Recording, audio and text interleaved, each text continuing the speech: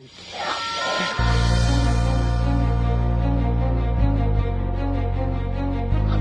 out, man. You can't handle the truth.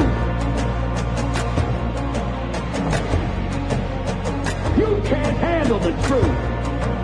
What do all men power want? More power. My name is Luca. I was an Italian by birth, and I became an American by choice.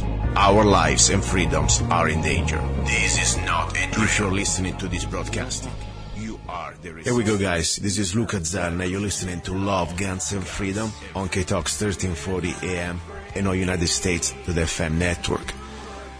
I really say this is a breaking news transmission broadcast. Every time I come on the air, I try always to bring you important facts or information. Today it's little more than that. It is not just about try to learn something or what's going on, but try to understand that really we are all in danger. I had on my show a few times, and I met him in person a couple of years ago, a young man, that I consider a patriot. A man who was a family man that I know for sure, because I know that he has never done anything bad before in his life. He has no felonies. It's a law-abiding person. This person was at the Bundys, and we will go there now in a few seconds, more details, what happened to him and what he was doing during the Bundy standoff. But that's another story. The point I want to focus today with his wife is that we are living right now exactly under martial law. Do you want me to say what? Yes, it is. I've been talking on this show about the Patriot Act with Bush. I've been talking about the last couple of years about the National Defense Authorization Act of 2012. That's pretty much what happens now. We can all be put in jail. Yes, we still have supposedly a trial, but we treat it like political prisoners. And technically, under the National Defense Authorization Act, we can disappear and be arrested by the military with indefinite detention, just suspected to be a terrorist, not even a due process. But now, you know, what's happening to people like Eric Parker, they're doing a little bit more sophisticated. You know, they're going to give him a trial. They're going to give him a judge, probably, yes. Of course, the court are controlled, but that's another story. The point that meanwhile they treat you in isolation, they put you even without bail out, they treat you like you've been murdering and raping children. Why, so far, nothing happened. Everybody's supposed to be innocent, and there was no damaged part, there was no victims. Anyway, let's talk, because this is a very important broadcast. Probably could be maybe one of my last broadcasts. I tell you, I'm not shy to say, and I'm not going to be like Peter, and I'm not yet trying to preach, you know that, guys. I'm not that type of person. I'm not that saint, not the holy. But I tell you, this is the moment to stand up for our friends. This is the moment, don't be afraid. So I'm proud to say Eric J. Parker is my friend, and I'm proud of him and what he's done. And I'm proud that today, if I can help him and his family in every way I can, even with this humble radio show, I'll do my part. The wife's name is Andrea from Idaho. Andrea Parker, are you there? Yes, I am. Nice to meet you in person. You as well. You know, I talk indirectly about you with Eric when I had him on the show a few times. You know, I always say, wow, you know, I want to thank your wife because all the things you're doing, you couldn't have done that if your wife couldn't be somehow at least understanding what you're trying to do. So I want to thank you. At the same time, I pray for you and for your family. Can we please recap exactly what's going on with Eric Parker? Where is he right now? Eric is currently in solitary confinement in Henderson, Nevada. Which type of, is it a county jail, federal jail? I have no idea. Where exactly? I think it's a county jail. Okay. Now, why solitary confinement? I mean, I know Eric is a piece of bread. I mean, why they put him in that type of torture? Because it can be a torture if you're not used to. I mean, I can be okay probably because I'm kind of a lolly person, but if you're a regular person, To be alone 24 hours or 23 hours a day is a torture. I mean, what's going on? What did they say? Well, when I went to the court in Idaho, because he was arraigned and had a bail hearing in Idaho, they said that in Nevada, prior to our hearing in Idaho, that they had brought a jury together, and the jury had deemed my husband, without any representation or any one speaking for his side, that he was deemed a danger to community. Wow. And under that, the judge herself said there was no way we could really fight that. Wow. And so that's what they told us. So I want to be sure, because I talked with him a few times. I met him in person, and I know that as a gun owner, he could not even be allowed to have a gun if he had felonies. I want to just to talk. I want to be sure. Did Eric J. Parker ever had committed any felony or violent crime that being convicted with? No. Okay. So far it's a law-abiding person, because everybody is innocent until proven guilty. And I really, that is correct. I wonder, for this jury, who are the jury, to say that your husband is so dangerous that must be staying in isolation. Now, I don't know, maybe it's better. I don't know. If I'm a law-abiding person, I'm not a criminal. I don't know. I don't think it's a great idea to be blending in with the real criminals. You know what I mean? I don't know. But yeah. Probably, it's tough. It's tough on your spirit. It's tough on your body to be alone. Now, let's go back a couple years, because people say, what's going on here? This guy is in jail. Why? What happened?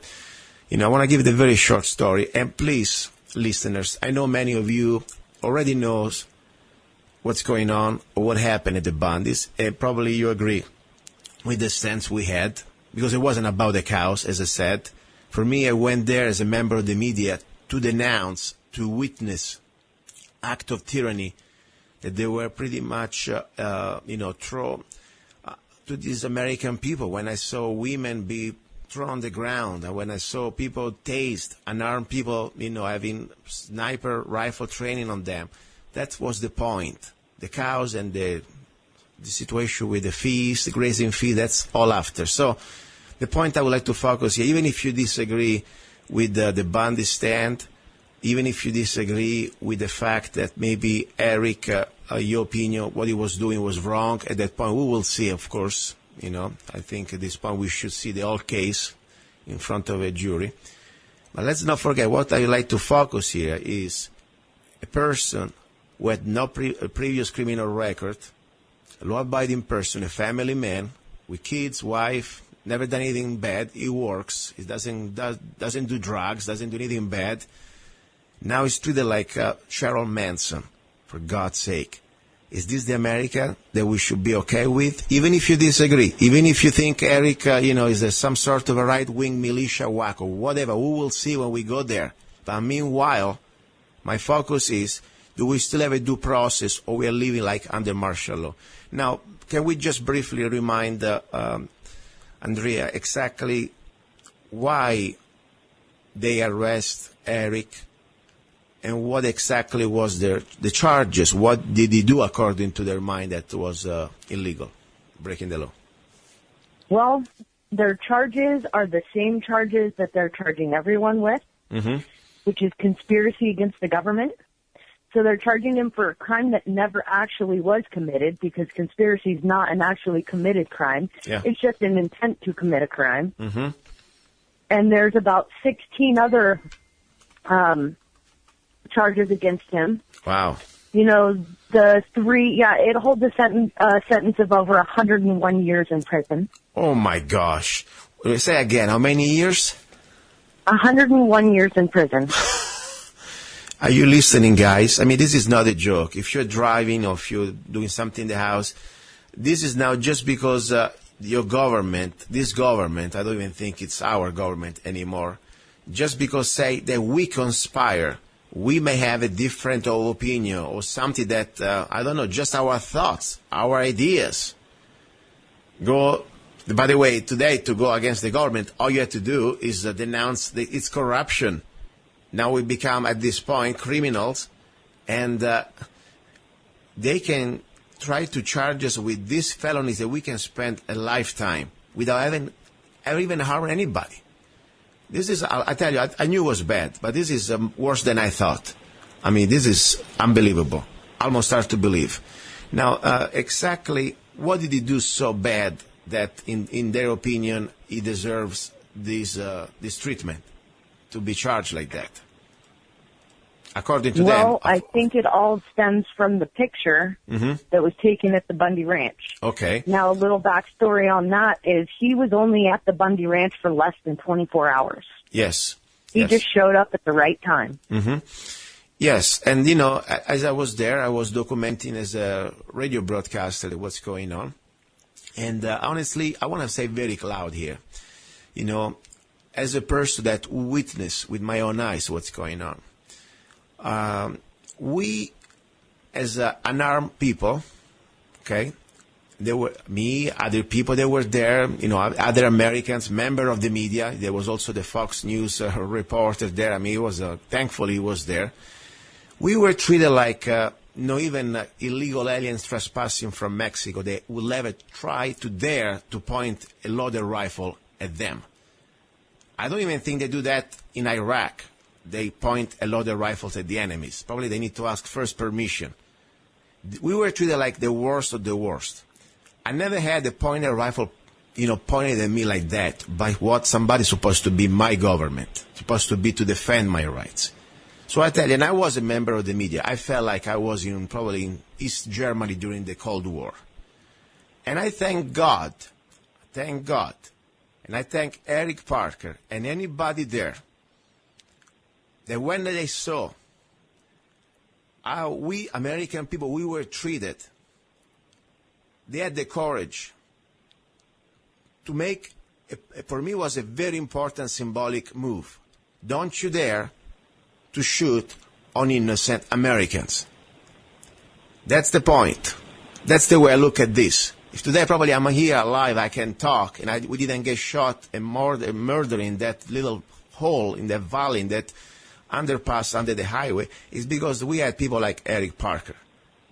Okay? And I'm not afraid to say that.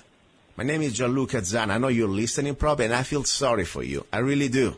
Because, you know, one day could be probably your son or your daughter facing this type of tyranny.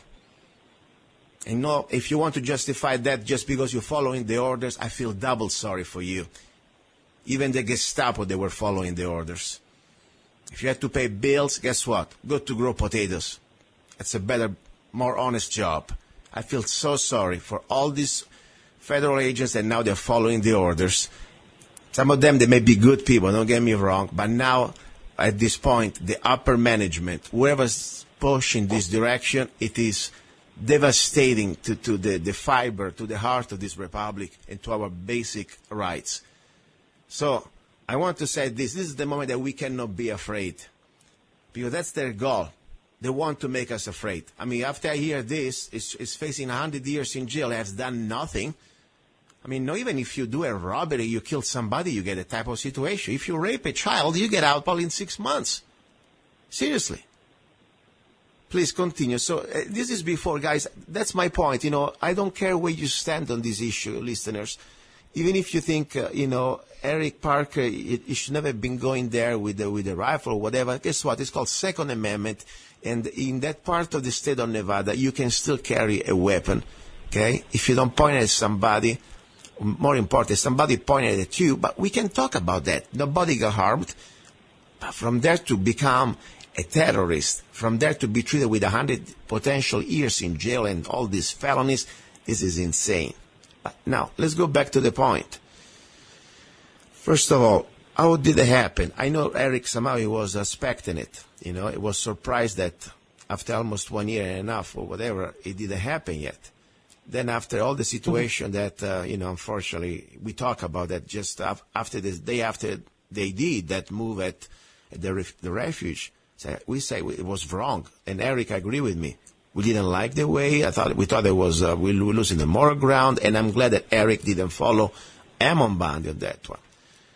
But the bottom line is, the feds, they felt empowered when, unfortunately, they lost the moral ground, the Bundys, going to this standoff at the refuge or whatever, occupation, I don't want to call it standoff. And from there, they wanted to start to show his boss. So how did it happen? When Eric got arrested exactly? And can you please describe the event? I know probably it's going to be tough on you, but I want to show to the listeners that this is real and this is happening in America right now. Please go ahead, Andrea. Well, Eric did kind of know that it was coming, and he actually met with our sheriff, our local sheriff. Mm-hmm. He went down to them, and he said, now, I don't want to have this happen at my house with my children because we have a 10-year-old son and a 4-year-old daughter. Oh, so. And I didn't take him too seriously. It had been 2 years. I didn't think that it was coming, but he knew. Mm. And he went and talked with that sheriff, and he told that sheriff that if the time came, he believes that he did not do anything unlawful, mm-hmm.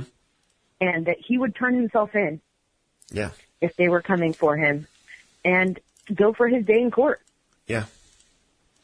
And so they did us the justice of not taking him at the house. Instead, they took him in our little town on Main Street at the time of the morning where everyone is on their way to work. Okay. And so they took him on the way to work up and catch him.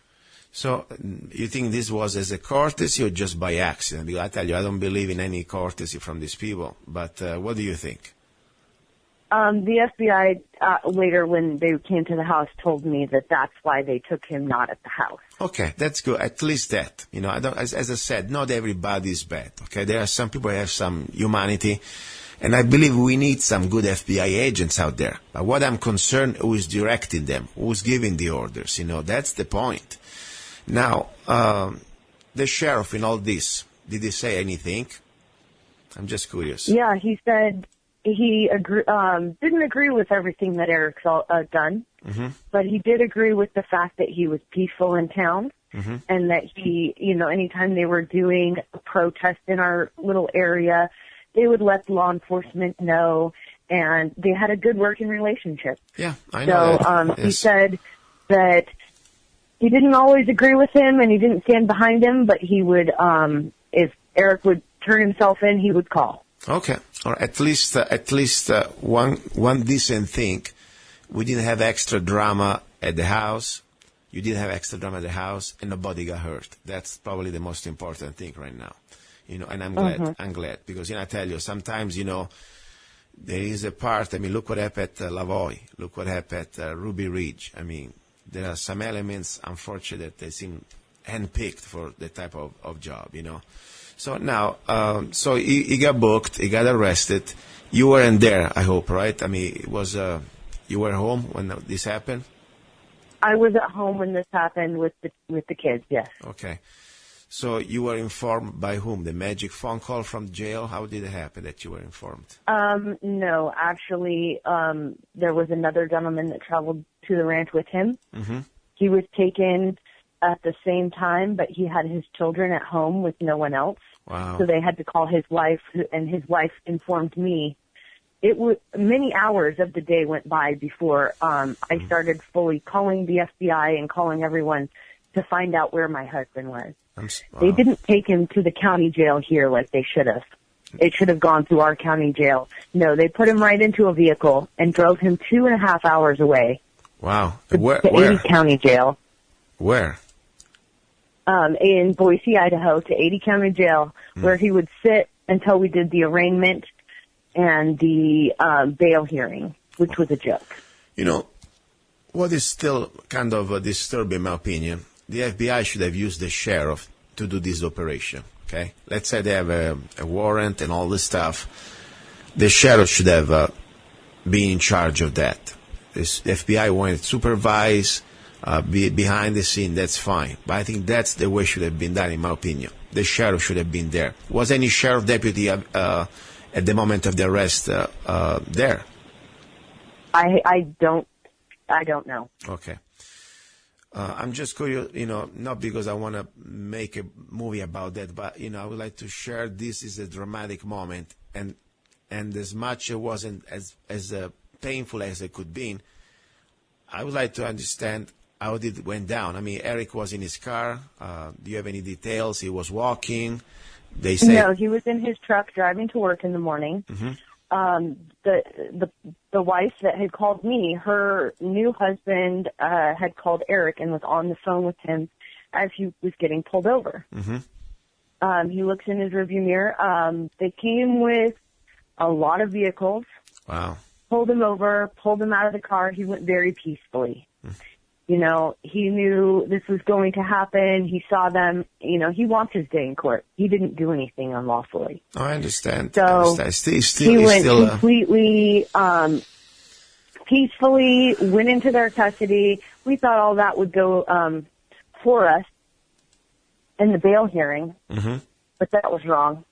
And then when they transferred him from Ada County Jail, they drove him to Utah, and they picked up another one of the Bundys. I'm not sure which one. Wow. And drove him to Salt Lake and put him on an airplane with a bunch of different inmates. You know, they fly him around to different places. Gee. When they reached Las Vegas, they were met on the tarmac with 20 U.S. Marshals in full riot gear, where Eric and the Bundy, I don't know which one, was pulled off of the plane. Just the two of them. Mind you, there was a plane full of inmates still left in the plane, and taken with 20 men in full squad gear to Henderson. Wow. This is like almost the movies, you know, when you are some of these serial killer, you know, like, I don't know, Charles Manson. I don't think he gets all the treatment, seriously. I mean, somebody that is unbelievable. But so anyway, when finally he hit his destination, I mean, it's not exactly very close to you, this Nevada facility. Did you have a chance to go to meet him down? No, I was at his court dates in Idaho, but I have not made it down to Nevada, and one of the reasons is they don't let me know when his court dates are. So he had a court yesterday. Gee. And the only reason I knew was after the fact, because he wasn't calling me, and then when he did call me, he said they all had their arraignment in Nevada. Wow. There's no way for me to get any information. I call constantly to the U.S. Marshals, to the FBI, and I mean, when I found Eric in Henderson, it was my own doing by calling everywhere that I possibly could to find my husband. Yeah. You have two little children. One is 10 and one is 4, right? What? You have two children. You have one son and one daughter. Am I right? Did I understand right? Okay. Yes. I mean, I know Eric, he was the father who used the working man. Do you work too, or he was the only source of income? I'm just curious. I work as well, yes. Okay. At least that. I don't even want to ask you because I feel there's a reason why I ask you all these questions, because I want to share these emotions with the listeners. Not because I want to be noisy, okay? But I need to show everybody that this is so real, it's so painful. In America, 2016, not even convicted of a crime, the way they're treating you, the way they're treating your husband, the way they're treating your family. How your children are reacting. I mean, I'm sure they ask, where is Dad? And what did you tell him the first night when he was gone? You know, that was kind of up in the air of what we tell him. My son does know a little more, you know. After the Bundy Ranch, things did get a little publicized. Yeah. He had that picture that went everywhere. Yeah. And so, you know, my son does know that he is in jail, and he, you know, doesn't quite understand what that truly means yet. Okay. And with everything going on, we sent them to Grandma's house for spring break so that they could get a break from everything that's going on. So they really haven't realized the full reality of the situation yet. Yeah. I'm sure they understand. At least, especially him, it's older. 10, you know, he's already a young man. Now, you know, there's so many questions I have, but I would like to go straight to the point. First of all, do you have a lawyer? Somebody that would... No, Eric, even at his arraignment, was given a new public defender. Mm-hmm. His public defender was already in court that day, so he did not meet his public defender yesterday. He was given a name, Mm-hmm. and he needs to go back to court on Thursday to be arraigned again because his public defender wasn't there. Okay. Public defender means nothing. We know very well. I mean, maybe in the movies, I don't know how it works, but I never seen a public defender really is motivated to do the job the way it's supposed to. And we need to find a lawyer, And Yes. unfortunately, they're very expensive. We know that. Did you have a chance to contact anybody out there? Not yet. Right now, at home, it's pretty a dire situation. Mm-hmm. Living in America nowadays, families need both two incomes to even make ends meet and keep things going. Yeah, I understand. So for the 2 weeks that Eric has been incarcerated, I've had to do things like rehome my pet. Wow. My kids have to come back from grandma's house and realize that our dogs are no longer our dogs and find good families for them because our life is changing. Wow. This is so sad. Listen, what I would like to do, first of all, I hope that you can find a lawyer who can represent you pro bono, and if you can have a chance to start to look, after all, this is a big case. I really believe that every lawyer out there who still loves freedom, who loves due process, and understand, for example, what's going on with our rights. And I'm not a friend of the ACLU because they're very politically motivated, but sometimes they got it right on some issues. I invite you to please contact as soon as possible, even the ACLU if you can, because you need to find a lawyer who understands this is not just a regular bank robbery case. This is the situation now. If they can the federal government can get away with putting people in jail and threatening them to spend a life in jail for conspiracy just because of thinking something, we are all in danger. Nobody's safe anymore. We are living under complete tyranny already. That's why I say if there is a lawyer out there, please, let's try to help you out, because this is not just about helping you out. Of course, that you have all my compassion as a human being, as an American, to you and your family, and Eric, as also as a member of the media, as I said. I really believe that that day, if there was no blood, if nobody got harmed, it's because there were people like Eric behind, reminding to these agents that you don't point a loaded rifle at men, women, people exercising their First Amendment. You don't do that in America. That was vital. So, please, try to get a lawyer. Meanwhile, I already told you on Facebook, I'm a regular guy. I just try to do my little things. I have my radio show. I try to help in the way I can. But I would like to say 1 second something to the listeners out there. And I really beg you to listen for a moment. I would like to create a page on Facebook. I know that the GoFundMe, they don't accept this sort of activities like a legal fund or stuff like that. On Facebook, it's still doable. We can advertise it. If you can create a page specifically just to support, to find a lawyer and to at least give you some help too. I don't care about the lawyer. The same time you are by yourself at home and you need extra help. Even if you can get $50 or whatever, it's good. Everything can help.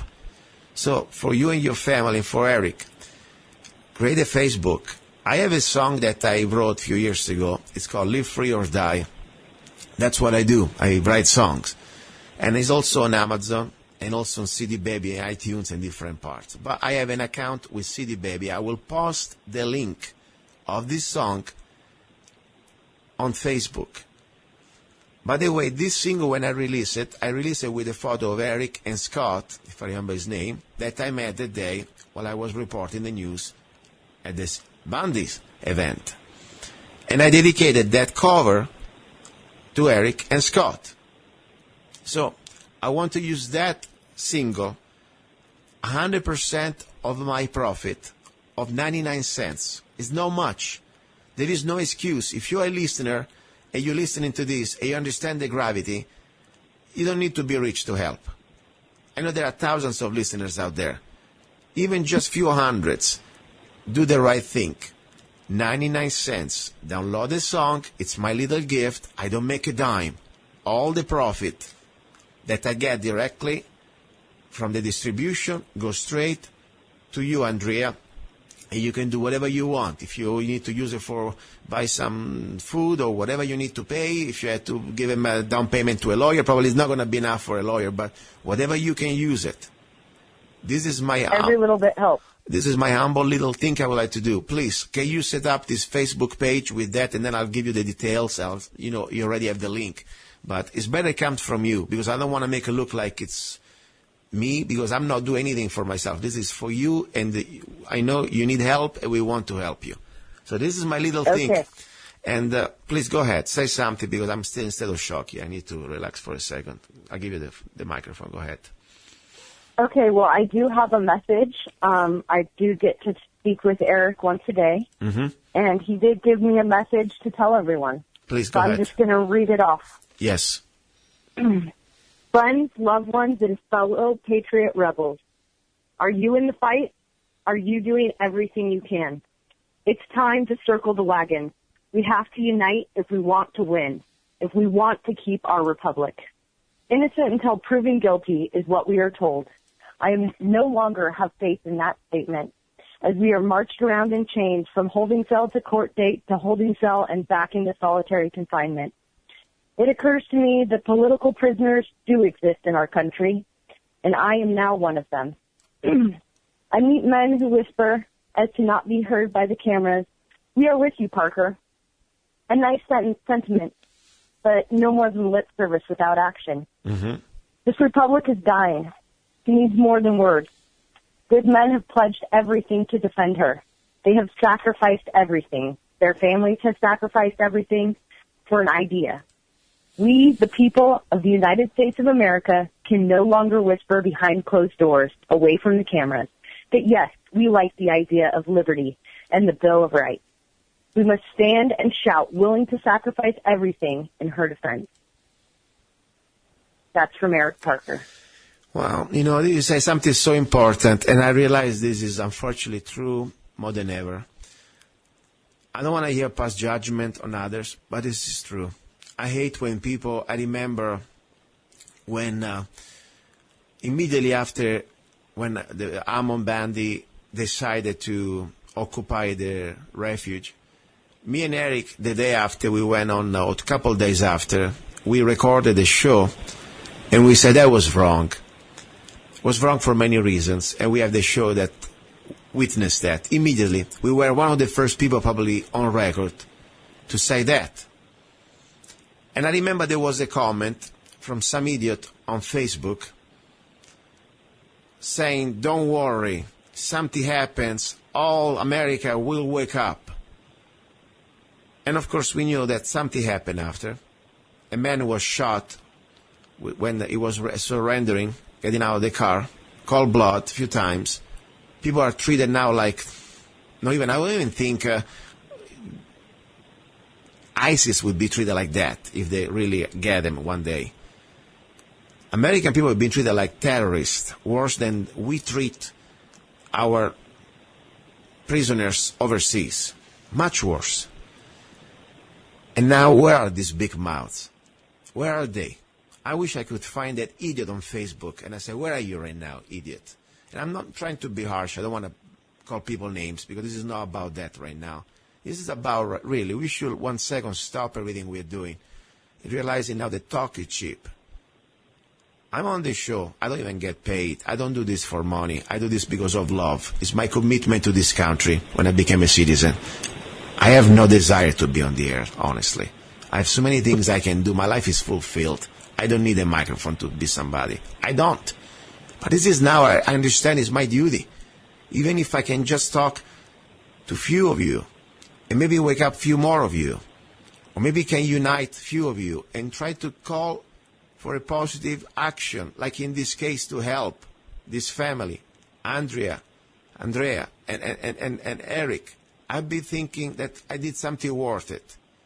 So I beg you, okay, if you're listening to this broadcast, that could be right now on the air on KTOX, or could be maybe 1 week from now on YouTube.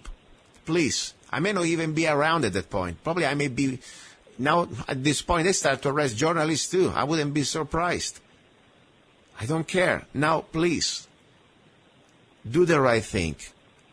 You can go to lovegunsfreedom.com. I will post the link that goes directly to the Facebook account that Andrea is going to set up, this page, where it's very simple. You will see the link.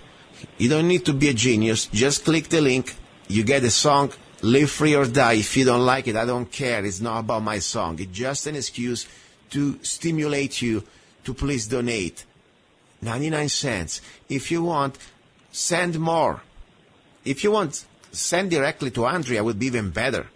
So instead of giving her 90 cents or 89 cents, she gets all the dollar, okay? But I would like to help in this way. Download the song. You will see on CD Baby, there is the account, 99 cents, and all the profit goes to Andrea. I don't get a dime. Everything I get a check for, I send it to her, okay? This is it. Please, I beg you. Because tomorrow, you never know. Could be one of us, could be one of you.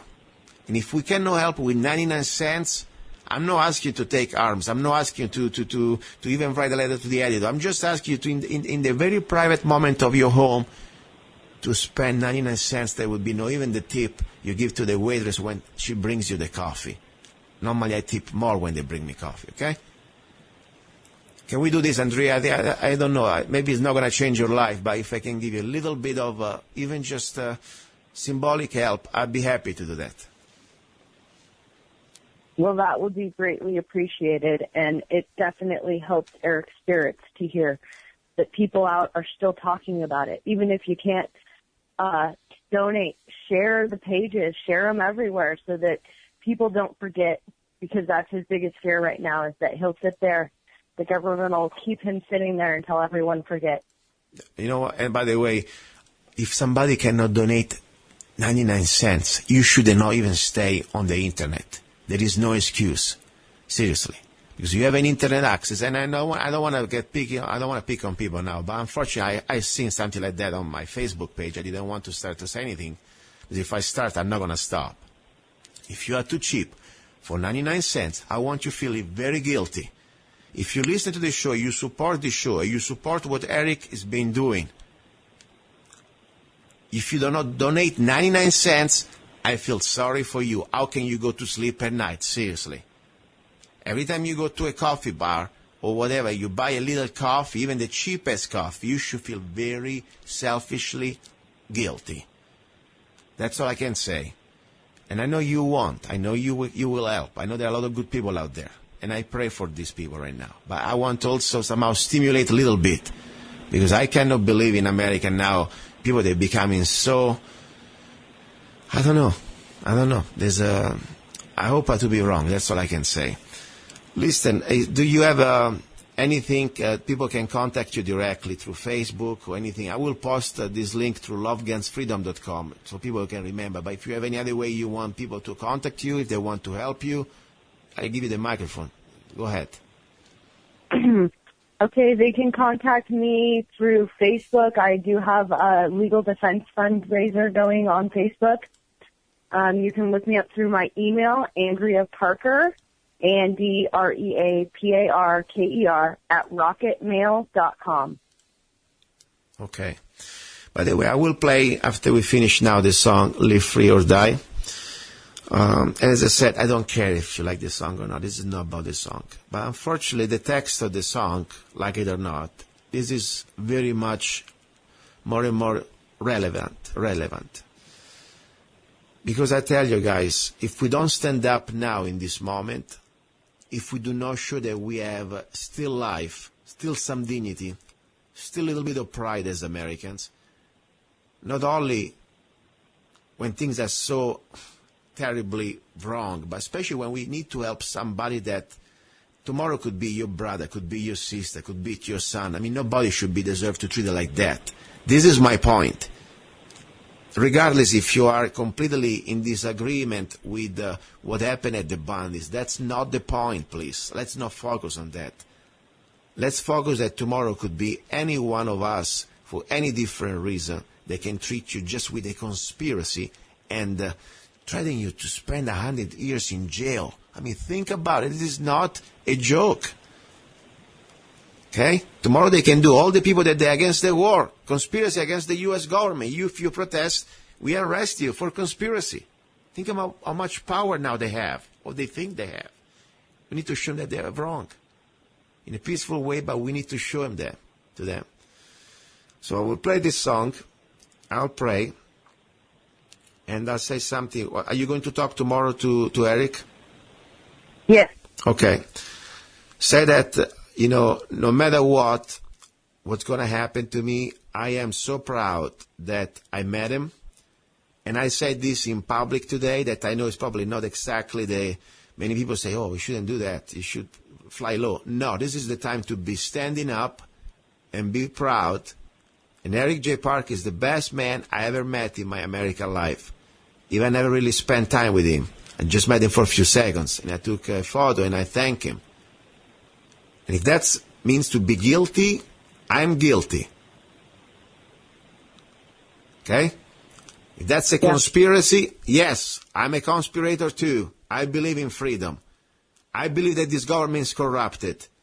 I believe that this sham, like what happened at the Bundys, tasing, throwing on the ground women, pointing training rifles and unarmed people, beating up people. That's wrong. Pointing loaded rifles at innocent Americans just because exercising the First Amendment, that's wrong. Try to confine in a little corral like a bunch of cows in a free speech zone. That belongs to probably not even in Russia anymore. There's more freedom there now. That's wrong. If that's now speaking up about these things make you guilty, I'm guilty. My name is Gianluca Zanna, and I don't give a damn. Seriously. And one day I'm going to be gone no matter what. And I cannot live the rest of my life. More important, the rest of my eternity. This life, you know what, it's a flash. If you think you're going to be here forever, we're not going to be here forever, guys. And I love life. Don't get me wrong. I enjoy every second. But I know very well this is just a transition. What I'm afraid of, if I will live the rest of my eternity with the regret that I didn't have the courage to say the right thing and to stand up for the right thing. And I hope every one of you now think about this. This is the moment to stand up. Maybe it's just a trial. I don't know. But we need to do the right thing. We cannot let a young man, a person like Eric, a father, a man that never had any crime, committed any crime, still innocent until proven guilty. Now let him rot, being, violated like that, and his life destroyed. They cannot do that. We need to stand up together. That's all I'm trying to do. This show is called Love, Guns, and Freedom. And I really believe love is the most powerful weapon we have. And even these people that right now, they're just following the orders, they should feel, if they have a little humanity in them, I know they have it, after all, they're still humans. I don't know how they can go to sleep at night knowing that a man now is facing all this. I tell you, even if there is a bank robbers who kill people, they don't get treated like that, seriously. So this is out of control, and I hope they understand. Tomorrow can be their son, can be their daughter. So we need to do the right thing now, okay? And that's all I'm saying. I don't know if I'm going to be on the air next Sunday. I have no idea, guys. I could be the next. They're arresting journalists. Pete Santilli is gone. I know I'm not famous like him. I'm just a regular radio host, but I did my reporting. If that's now a crime, be it. That's all I'm saying. I want to give you the floor for the last whatever thing you want to say, and we move and we go up to the song. Go ahead, Andrea. I just want to let everyone know that a lot of the stuff that they're bringing as evidence against him is coming directly from Facebook. It's taken out of context. So just everyone know that if they get away with this, we're all in danger. Mm-hmm. You're in danger from having a bad day and posting something on Facebook, and they're going to take that as conspiracy. Yeah. I mean, conspiracy now can be even the speech I just gave, a song. I mean, live free or die, that's a conspiracy right there. That's where we are right now, guys. People used to laugh, oh, the Patriot Act is just for the people with a turban. Oh, National Defense Authorization Act, they're never going to use. After all, it's a Democrat. Guess what, guys? Don't you understand? We're all in danger.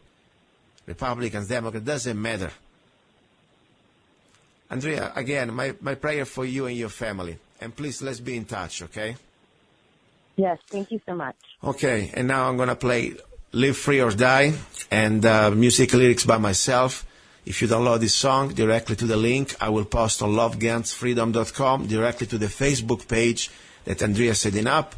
All 100% of the profit, 100, I don't get a dime, okay?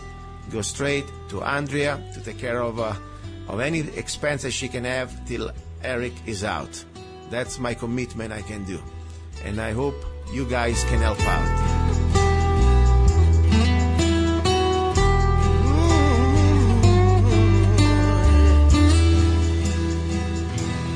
For our freedom, we're gonna fight.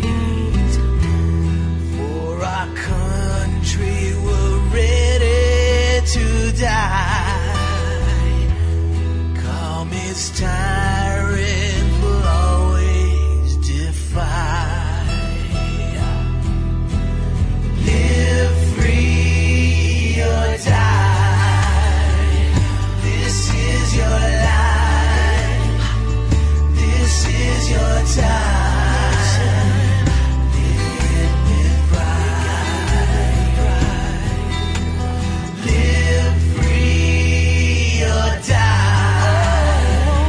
This is your life. This is your time. Living with pride. You only have rights if you're willing to fight for. You only have rights if you're not afraid to die. You only have rights if you live free or die. Live free or die. This is your life. This is your time. Live with pride. Live free or die. This is your life. This is your time. Live with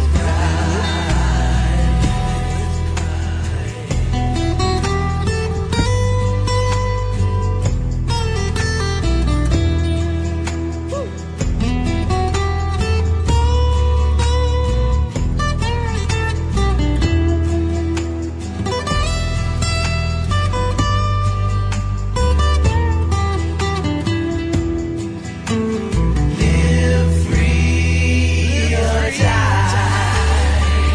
This is your life. This is your life. This is your time. Live with pride.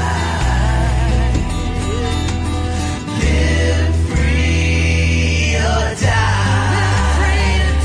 This is your life. This is your life. This is your time. Living with pride. They can break us, but they'll never bend us. They can kill us, but they'll never conquer us. Live free or die. And that was Live Free or Die, music lyrics by myself. And as I said, I don't care really about my song now. This is not about my song. But this is just a little input, a little excuse, a little idea to try to stimulate you to help Eric and his wife and his family out. 99 cents after all. And it's not even that you just give 99 cents as a donation. No, you also get a song. Normally that's what it costs when you buy it on Amazon, on CD Baby. And I tell you, the song is just an excuse. If you can give more, contact directly Andrea. Think about she's alone. She's taking care of the kids.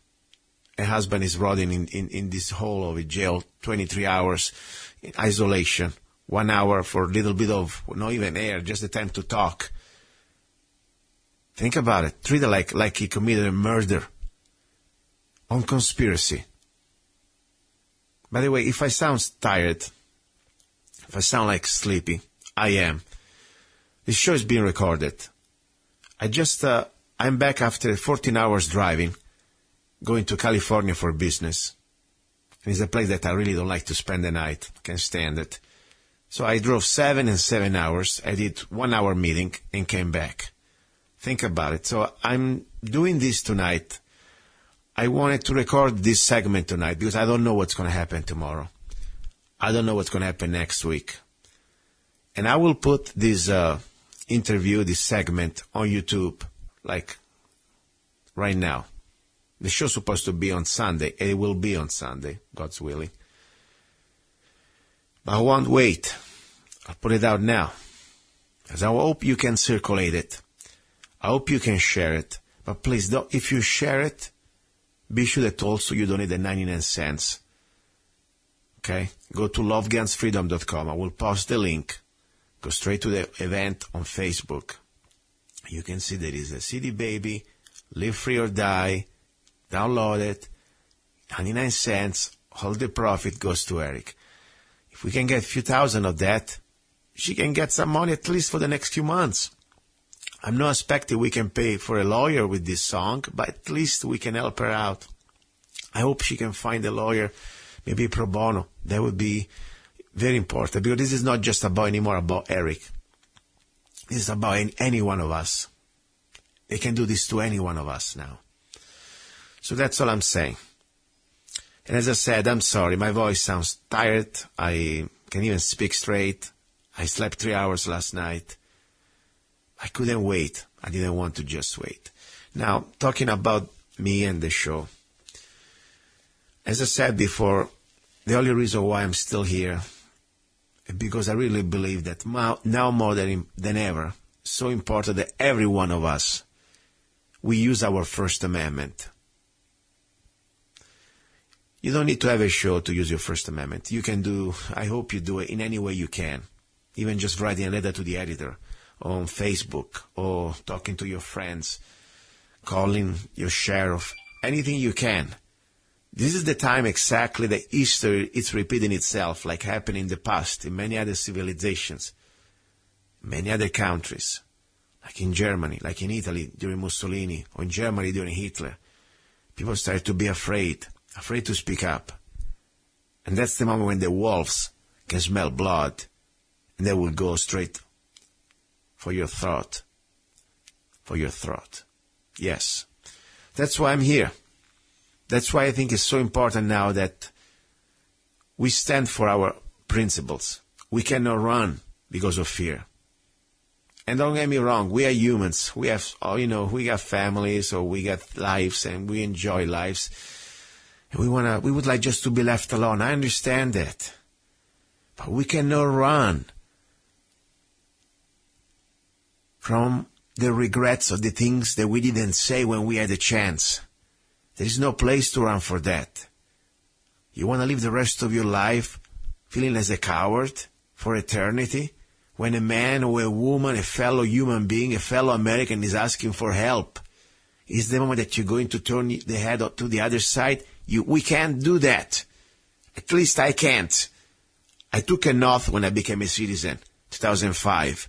As a naturalized American, I took an oath to defend this republic and its constitution. And regardless, I'm a human being. When I see a fellow human being, a fellow American in need, it's my duty to try to help out. And I know you mean the same. So let's just please help each other here. Now, I hope you can help, as I said, Andrea and Eric. At the same time, I'm on this show, and I'm telling you, I'm so tempted to say, you know what, I got so much things to do in my life. I want to do it. I want to do it because I know everything helps. I need your help too. This is not NPR. Okay? I don't beg for sponsors because I want to say exactly what I want to say. I don't need to ask the permission to anybody.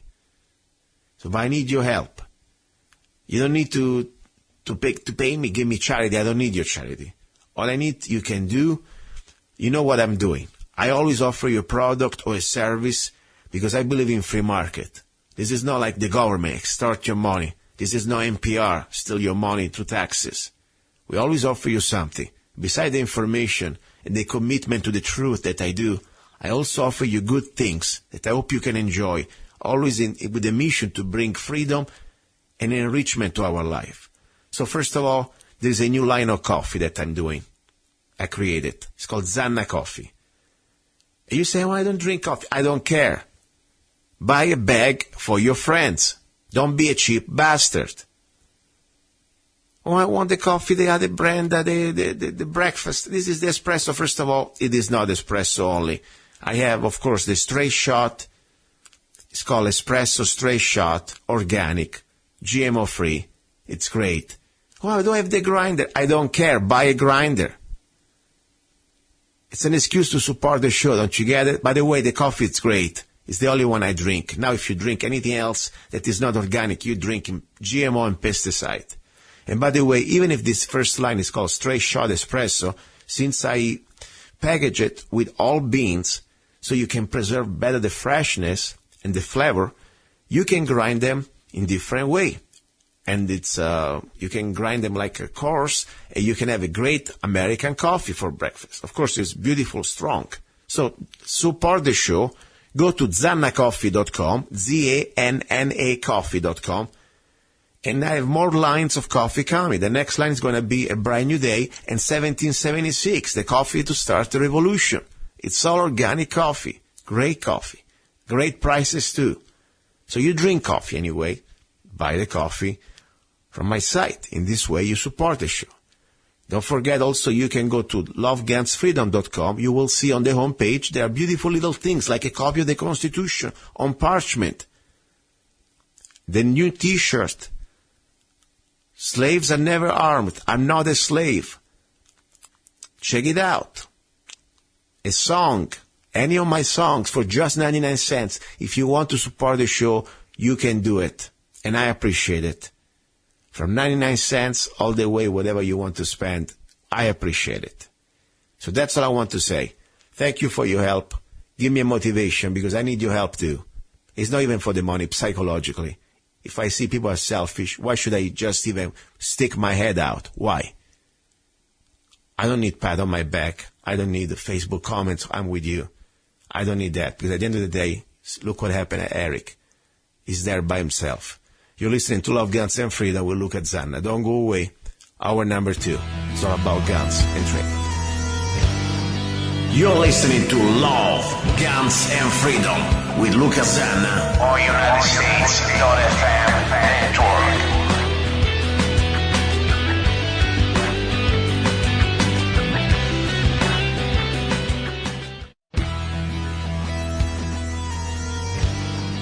You're listening to Love, Guns, and Freedom with Luca Zanna on United States.fm network. Okay, here we go. This is the second hour. You're listening to Love, Guns, and Freedom with Luca Zanna. Last Sunday, I'm sure you noticed, I guess, I didn't feel like it to be on the air. I want to be honest, I was tired, and also was Easter. You know, I felt like I need a moment to take a break, to think. You heard the first hour, the interview I had. That was the interview with the wife of Eric J. Parker from Idaho, one of the 3%ers, one of the volunteers who came to the call in Nevada during the Bundy standoff.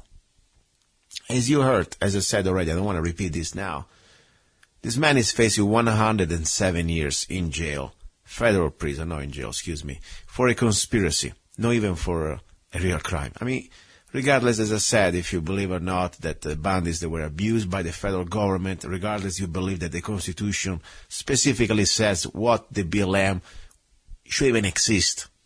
And the federal government should have billions of acres Okay, they should have just some part of the country for fortress, for forts, for harbors, for military infrastructures. That's it. But we don't even want to go there now. Regardless, this is a serious matter. Sometimes can be overwhelming. And I tell you guys and girls, sometimes I get really tired. I say, why am I doing this? You know, after all you do, you just put a bigger target on you. But I have no choice. Even I'm not thinking that this humble show is going to create, some sort of a fear into the heart of tyranny. But guess what? This is what I can do.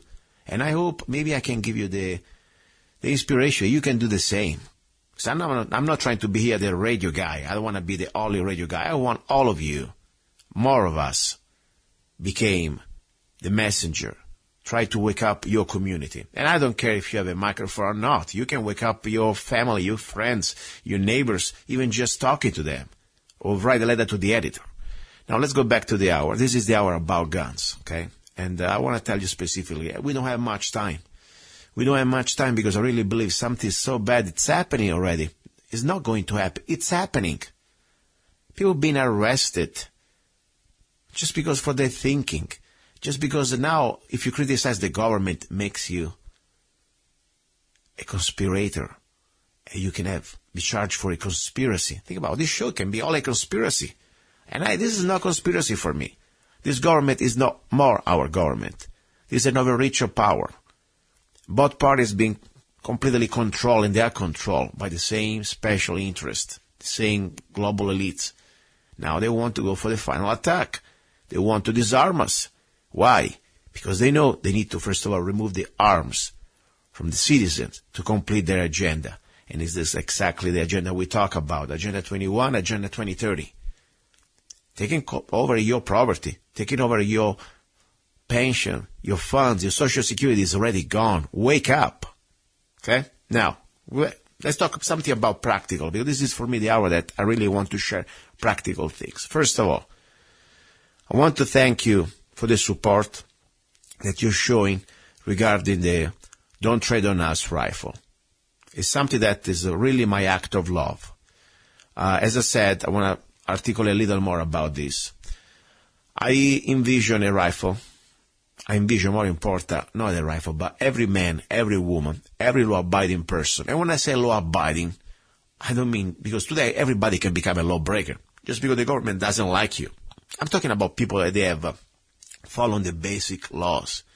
And for me, you are law-abiding when you follow the Constitution, the Bill of Rights, and the Ten Commandments. That's it. Now, we can all break laws, because they make 50,000 laws every hour. So, don't get me wrong, okay? But anyway, for every law-abiding person, I really believe that now more than ever, every man and woman in between, as I said many times, should be armed. Should be armed at least with a rifle. Forget about the handgun. Yeah, the handgun is great, don't get me wrong. So the shotgun. But normally the handgun is to fight your way to the rifle. And when I'm saying that, let me give you the first huge conspiracy that right now I could disappear or get arrested just because of that. Because if you want to defend freedom, if you want to defend this republic against all enemies, foreign and domestic, the handgun is not going to make it. No war was ever fought and won with a handgun, or even with a shotgun. The hardcore, the real basic foundation of every war or resistance movement, it's the rifleman. So you must have at least a rifle. And there are many rifles out there. And now prices are still great. So buy one. But when I envision an idea, I wanted to create an American-made rifle, exactly with the lower made in Arizona. And I wanted to create this rifle that is affordable for everybody. You don't need to wait, Christmas or next year to buy this rifle. You can buy this rifle immediately for the price of a handgun. And not even a price in handgun, just a regular Glock. So, 5 years ago, I tested for the first time this Plum Crazy lower for the AR-15. It's a semi-automatic lower. It was made by Plum Crazy in Lake Havasu, Arizona. I bought this lower at the gun shop in Kingman. And then I was able through my little research, to start to assemble an upper. And, I was able to put all this together for about $500. I posted a video on YouTube that is still there, by the way. If you put Gianluca Zanna Plum Crazy, you will see about probably 27,000 views or so. Not much, but, enough. And a lot of people contact me, say, by the way, I like that concept rifle, and it was shooting great. That was, of course, generation 1. It had some little bit of imperfections, but still was working for me, honestly. I had a rifle, I was doing great. I put more than 3,000 rounds, a regular Wolf rounds, a steel case, not a problem. Not a problem. It was pretty accurate, too. I was doing 4 minutes of angle. That means I was able to keep a group at 100 yards within 4 square inches. So after that idea, after that test, I said, wow, I really believe that every American should have a rifle, and I would like to make it affordable. But I would like to give more than just a rifle, because after all, as I said, not because you have a guitar, you are a guitar player. Not because I have a hammer and some nails, I am a carpenter. Not because you have a rifle, you are a rifleman. So I wanted, first of all, to create a package. It's called a concept rifle. So a couple of months ago, I finally had the chance to meet in person the owner, at least one of the owners of Plum Crazy, that now is called Plum Crazy 2. His name is Ed Mack. I met him. I like the guy. He's great. I think he's got great ideas. It's exactly what make America great. A regular person that has an idea, works hard, risks, and can be successful. And why we become successful when we're in the private business? Because we create a product or a service that people are willing to pay for with a smile. Nobody is forced. It's not like the government coerces you to do something or to pay for something like the insurance or to buy a product against your will. So that's what I like. And I think the guy has great ideas. And on top, his product works. So finally, I was able to meet him. And I also had him on the show a few weeks ago. And I was very impressed by his new lower, the Generation 2. And I tell you, it's great. It's double the thickness. And you can now dry fire this, and it's amazing. I tell you, it's really, really strong. Honestly, I like it more than the regular lower made of aluminum. So anyway, I test that, and I say, you know what? I would like now to create a project, a rifle project, that is available to every law-abiding person, and it's called the Don't Tread on Us rifle. Why I call it project? Because I don't sell you the rifle. I'm not an FFL dealer, and I do not want to become one, because I don't want to. That's not my line of business. After all, I do a radio show, I write songs, I write poems, I do other stuff, I paint, I write books now. But I wanted to give you the opportunity, through my knowledge, to get that rifle, the Don't Tread on Us rifle, semi-automatic, military-grade rifle chambered in 5.56, not 223, 5.56 military rounds for $499 or at least $500. Complete, ready to go. Wow. Yes. And I'm able now to do it. So what happened? How does it work? First of all, you go to freedomrifle.com. It redirects you to a special page, and it will explain to you everything. But how it works is very simple. When you go to freedomrifle.com, you will find out, first of all, that you can buy the upper, the Don't Tread on Us upper, directly from me, Luca Zanna, through my business. The beautiful thing, I don't need to be an FFL dealer to sell you an upper. That's beautiful. It's like a piece of metal. Okay? The upper is complete. Now I will have 2 configurations coming.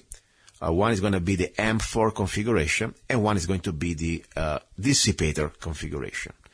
The first configuration is going to be ready very soon, in a couple of weeks, and I'm starting to take pre-orders right now. It is the M4. And you will see the specs, they're there. It's all military grade, great quality. Nothing fancy. I'm not going to give you titanium pin and things like that. It's going to be all military grade specs. So you buy the upper, and then I'll send you a link where you can find the FFL dealer that will sell you also the lower. Then when you combine all this, the upper and the lower, you will spend no more than $500.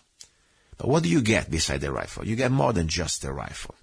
First of all, you get an incredible, affordable, quality rifle. That's for sure. But also, I want to give you the most important thing, probably, knowledge or a reminder. Why do we need to have a rifle? So I will give you a beautiful parchment copy, a reproduction of an antique real pergamon where our U.S. Constitution was written. It's a beautiful. You can frame it. And you should read it again, probably. I should read it again. I need to read it more, to understand it, to learn it more. It is not that difficult. We don't need to be lawyers. We don't need to be Supreme Justice courts. The Constitution was made by people for the people. Okay?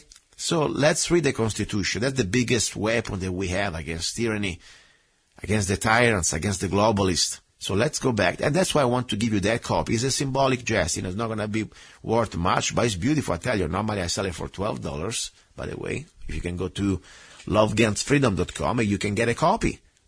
By the way, I invite you to do that, besides even before you get the rifle. So you get a beautiful ancient, antique. It's not ancient. It looks antique, real copy of the Constitution with this rifle. So you remember why we have a rifle, to defend our rights. And then also give you a complete download of the CD, Don't Trade on Us, that I wrote. And you get the whole CD, worth about $9, $10. Normally you can buy it on Amazon.com. And I want to inspire you. My humble songs like, Don't Trade on Us, We the People, Give Me Liberty or Give Me Death, and many other songs, I hope can inspire. And I give it to you as a free bonus. So you get the Constitution, you get a copy of Don't Trade on Us. And then you get another important thing, I think it probably is the most important thing. It's knowledge. It's an e-book, How to Become a Rifleman, by myself. Now be clear, as I said many times, I am not an instructor, even I could be. I'm not a professor. I'm not somebody that teaches for a living. No, I'm just what I call myself a professional student. That means that probably I know much more than many people out there, but I don't go out there to say I'm a teacher, I'm an instructor. But I tell you, whatever I learn, I share it with you. I want to share it with you. So in this ebook that you will receive, complete, including the price, it is the knowledge of the curriculum of how to qualify for the Army qualification test. And most of the curriculum also comes from the Appleseed project that we talked about that last Sunday. How to become a rifleman. What does it mean to become a rifleman? For sure doesn't mean you have to shoot with a bench. So there are no benches. All your shooting positions going to be standing, sitting, prone, and kneeling. And keep it simple. This is not going to be a book about tactics or, close combat, stuff like that. It's going to be about how to become able to hit a target, an opponent, an enemy, spell it out, at 500 yards, keeping your group in 20 square inches. 4 minutes of angle. Okay? So we start at 25 yards. You want to keep your group in 1 square inch. At 100 yards, you will be able to keep your group in 4 square inches. And all the way to the quarter-mile rifleman. 500 yards, you need to keep your group in 500, in 20 square inches. 500 yards. Of course, the 5.56 is not the main choice that I would have as a rifle. I tell you, especially when you cross that type of line over the 300 yards, we're going to need probably a 308, 7.62 by 51. But guess what? I'd rather to have millions of Americans armed at least with a 22 than armed with nothing. And don't get me wrong, 5.56, if you know how to hit, if you know how to shoot a rifle, you can guarantee your hits. And you have, shot placements. Okay, it's a weapon. Okay, a semi-automatic. Yes, there are no bursts, but guess what? That's exactly the rifleman.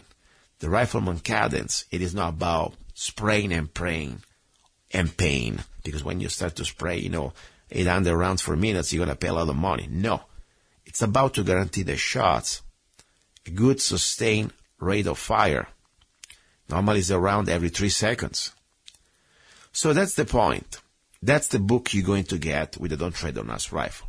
Now, if you want to at least check it out when it's coming out, I invite you to go to freedomrifle.com, submit me an email, and tell me which configuration would you like.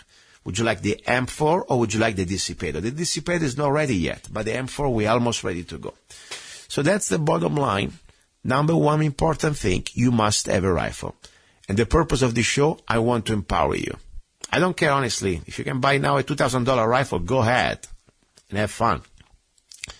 If you're on a budget, or maybe you want to have an extra couple of spare rifles, I want to give you that opportunity. And as I said, it's more than just a rifle that you buy. You also support the show, and more important, also you get knowledge. Okay? That's the idea. Now, this is the hour about training. I don't like to talk about unpractical things. I like to talk about practical things. You know, as I said, there are beautiful shows out there that they can tell you about the latest gun and the latest show and all these things that you can enjoy as a recreational sport type of activity. This is not a sport. You know, this is really a necessity. This is a matter of life or death. I'm sure you heard about Mr. Obama, a piece of trash. You want to call it conspiracy? Arrest me, go ahead. Obama is a piece of Marxist trash. Okay? Going to Cuba, you know, doing the wave with the other piece of trash of Raul Castro, a tyrant, would put people for years with his other scam brother, and the other pieces of trash like, you know, Che Guevara, that these young kids at college, they idolize. They don't understand this guy was a blood-thirsty murderer. Okay? Like all these socialists and communists and fascists, that's what they are. Because they need to use violence to coerce people for their freaking agenda. Okay? So anyway, what we realize that now we are really in a bad shape. Obama is now friends with Cuba. Even Cuba, of course, they're laughing at him officially. Look at Castro, what he said when Obama left. But the point, Obama is showing that there is no difference between capitalism and communism. Think about it. We have the biggest enemy inside our walls. We have a Marxist piece of trash called Obama. And I remind you very well what they were planning not that long ago in the 70s, that these socialists/communists, by the way, financed by the banks, don't forget, communist, Marxist, Karl Marx wasn't just for the people. No, it was financed by the bankers, the international bankers, London and New York bankers. Why? Because they can use the useful idiots to destroy and control everybody else. That's why. So anyway, the point is we are at this point right now. We have a man acting as a president, after all he's acting as a tyrant, is getting more strength and connections and allegiance to a country like Cuba with the regime. We already have Russian troops under FEMA agreement being able and ready to be deployed since 2013. If you don't believe me, if you're laughing at this, that's fine, but go check it out. Directly was on FEMA website, an agreement between FEMA and the Russian military to be used on U.S. soil in case of national emergency. A national emergency now can be anything. Can be also economic disaster. Okay, so be ready. Then we have the Chinese troops in New York, in Hawaii. This is the first time. So we got the Cuban ready to go, the Chinese ready to go, the Russian ready to go. Meanwhile, Obama is completely unilaterally disarming us. We had the lowest before World War II. Guess what? This is a perfect plan for an invasion. And remember this little video? I want to play again. Probably you already heard so many times, but I need to play it again to you. And I want that you hear very carefully to the keywords. And why I do this? Because if you don't understand why, the motivation, you should have a rifle right now, I don't know. Maybe you should even listen to this show. And that's why I want you to listen to this right now. Because this was a long time ago, but not that long. His name is Larry Gretol. Probably I pronounced it wrong. He became a member of the Weather Underground organization as an undercover operative for law enforcement agency in Cincinnati. Remember Weather Underground? Obama's friends? guess what? Listen to the keywords. Now I'll tell you more. Okay? Because that's going to give you a good motivation if you don't have a rifle right now to buy tonight. Not even tomorrow morning. Right now. Listen, this is going to be very, very interesting. I brought up the subject of what's going to happen after we take over the government. We become responsible then for administrating, 250 million people. And there was no answers. No one had given any thought to economics. How are you going to clothe and feed these people? The only thing that I could get was that they expected that the Cubans and the North Vietnamese and the Chinese and the Russians would all want to occupy different portions of the United States. They also believed that their immediate responsibility would be to protect against what they called the counter-revolution. And they felt that this counter-revolution could best be guarded against by creating and establishing re-education centers in the Southwest, where we would take all the people who needed to be re-educated into the new way of thinking and teach them how things were going to be. I asked, well, what is going to happen to those people that we can't re-educate, that are die-hard capitalists? And the reply was that they'd have to be eliminated. And when I pursued this further, they estimated that they would have to eliminate 25 million people in these re-education centers. And when I say eliminate, I mean kill. 25 million people. I want you to imagine sitting in a room with 25 people, most of which have graduate degrees from Columbia and other well-known educational centers, and hear them figuring out the logistics for the elimination of 25 million people. And they were dead serious. That was from 1982 documentary, No Place to Hide. Okay? So now we are 2016. We have a Marxist at the White House, a man who hates America,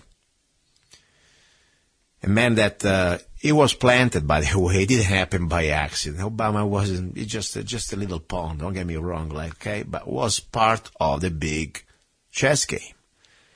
But anyway, it's damaging. It's doing its job. It's destroying everything that's left of this republic, and it's setting us up in an immoral wars, conflict against China and potentially Russia. It's like almost a setup. It's working with them. Think about somebody you have inside the walls, is poking at the enemy, and then he's letting the gates open. That's what he's doing. So who's going to save us beside God? I believe in God. He's going to save you, me, and us. We need to help each other. That's why they want so bad our guns. That's why all these socialists and neocons, filthy pigs, they want our guns. It's not about the children, about the, it's not about anything but complete control, take over, and be ready for the next stage of their revolution. That's what they want. They know when there is 20 million people armed with knowledge and love for freedom and a rifle, it's going to be a very hard thing to take over this country completely. They know it. That's why we got to fight it with knowledge, with peace. I always believe peace is the most important thing. We are winning this information. We are winning this information war. We are waking up people. I'm not saying you have to go take their rifle and start to shoot. No. But you want to be prepared because stronger we are with knowledge and sharing this information with our fellow humans and Americans. And then also as a deterrent, when we are powerful with weapons, they're going to think twice before they use violence. Sun Tzu said, I'm just paraphrasing it. By the way, you should read the book, The Art of War. Great book. I studied when I was in military school. I still have copies, of course. The best victory is the one that you don't have to fight anything, because you already won, and the enemy will capitulate before even the fight starts. How we can avoid violence? You must be strong. And who's going to make this country strong? Regular people like me and you, women, men, older, doesn't matter, younger, doesn't matter, but trained and understanding the principles of our Bill of Rights, Declaration of Independence, and our Constitution. So, you understand why we're here. You understand why I'm here. I have so much to do.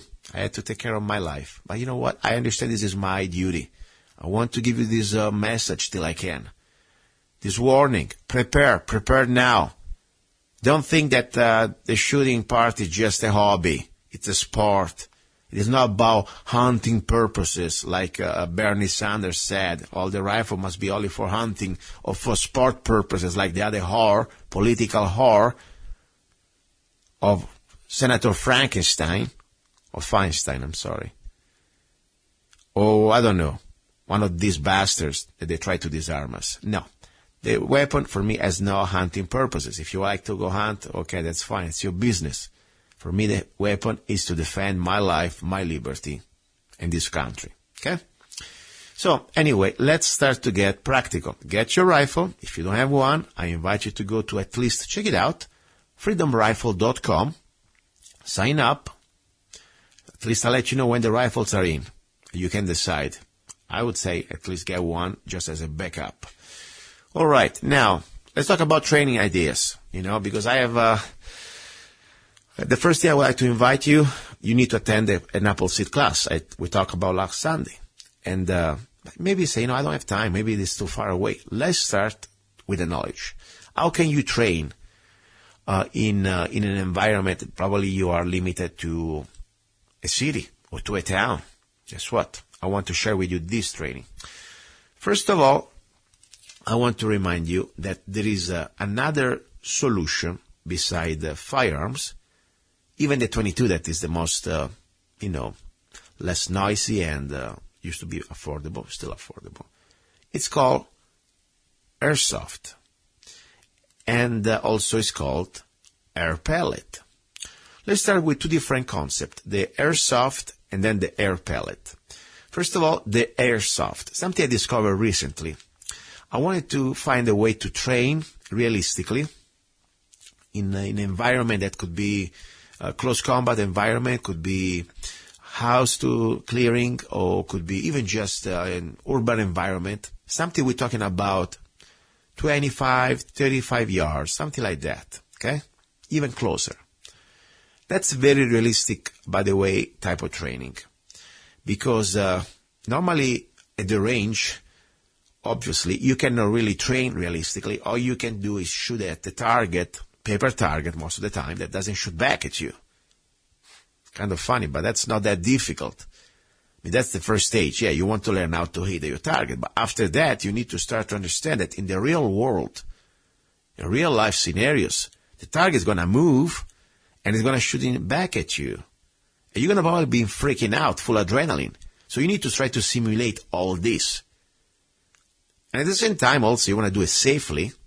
You don't want to start to shoot out, with somebody just to train. I mean, that's not the case. So what is the solution? The solution, I like it so much. I'm having fun. And on top, I tell you, it's a good workout. And I don't go to the gym. I like to work out in this way. Is shooting with this sort of airsoft rifles.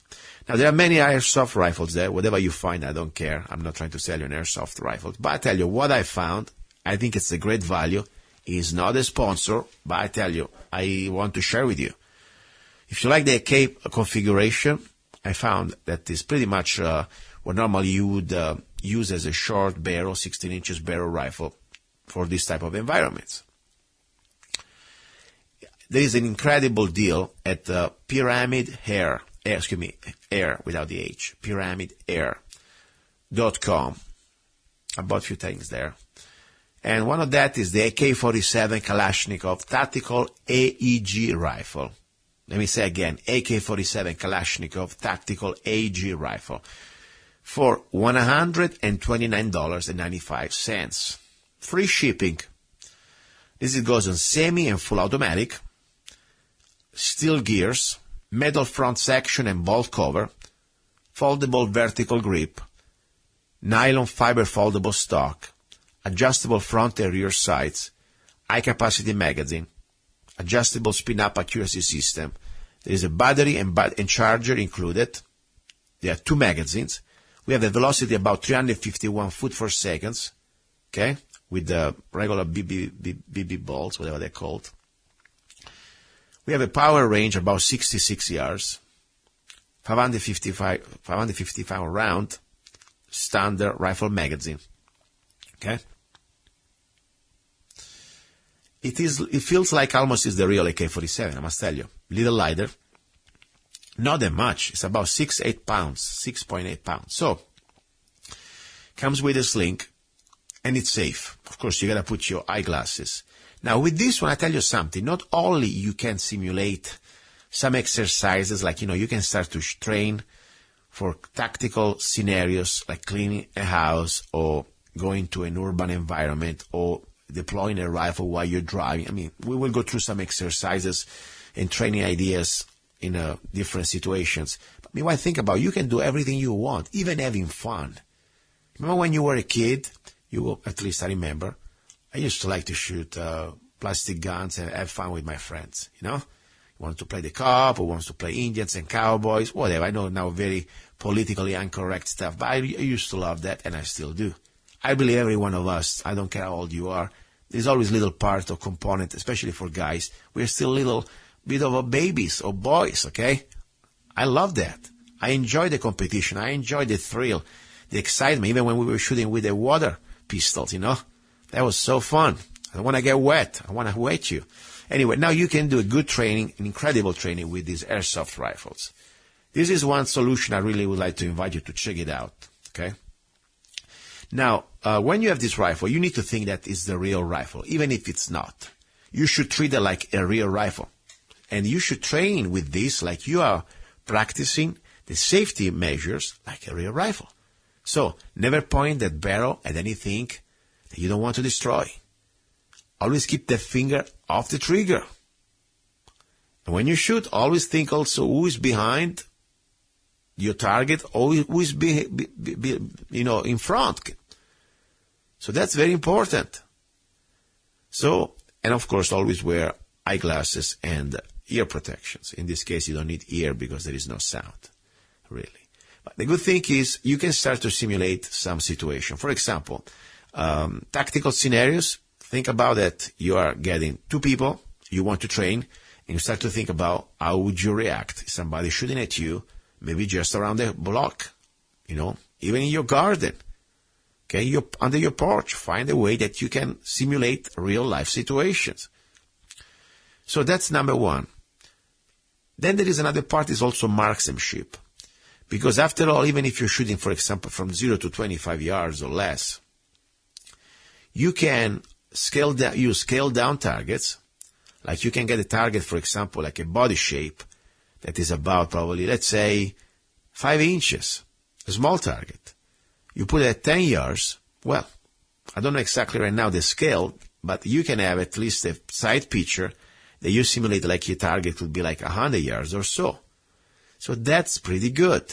So you can start to use this rifle to create a good training for your coordination of your eye.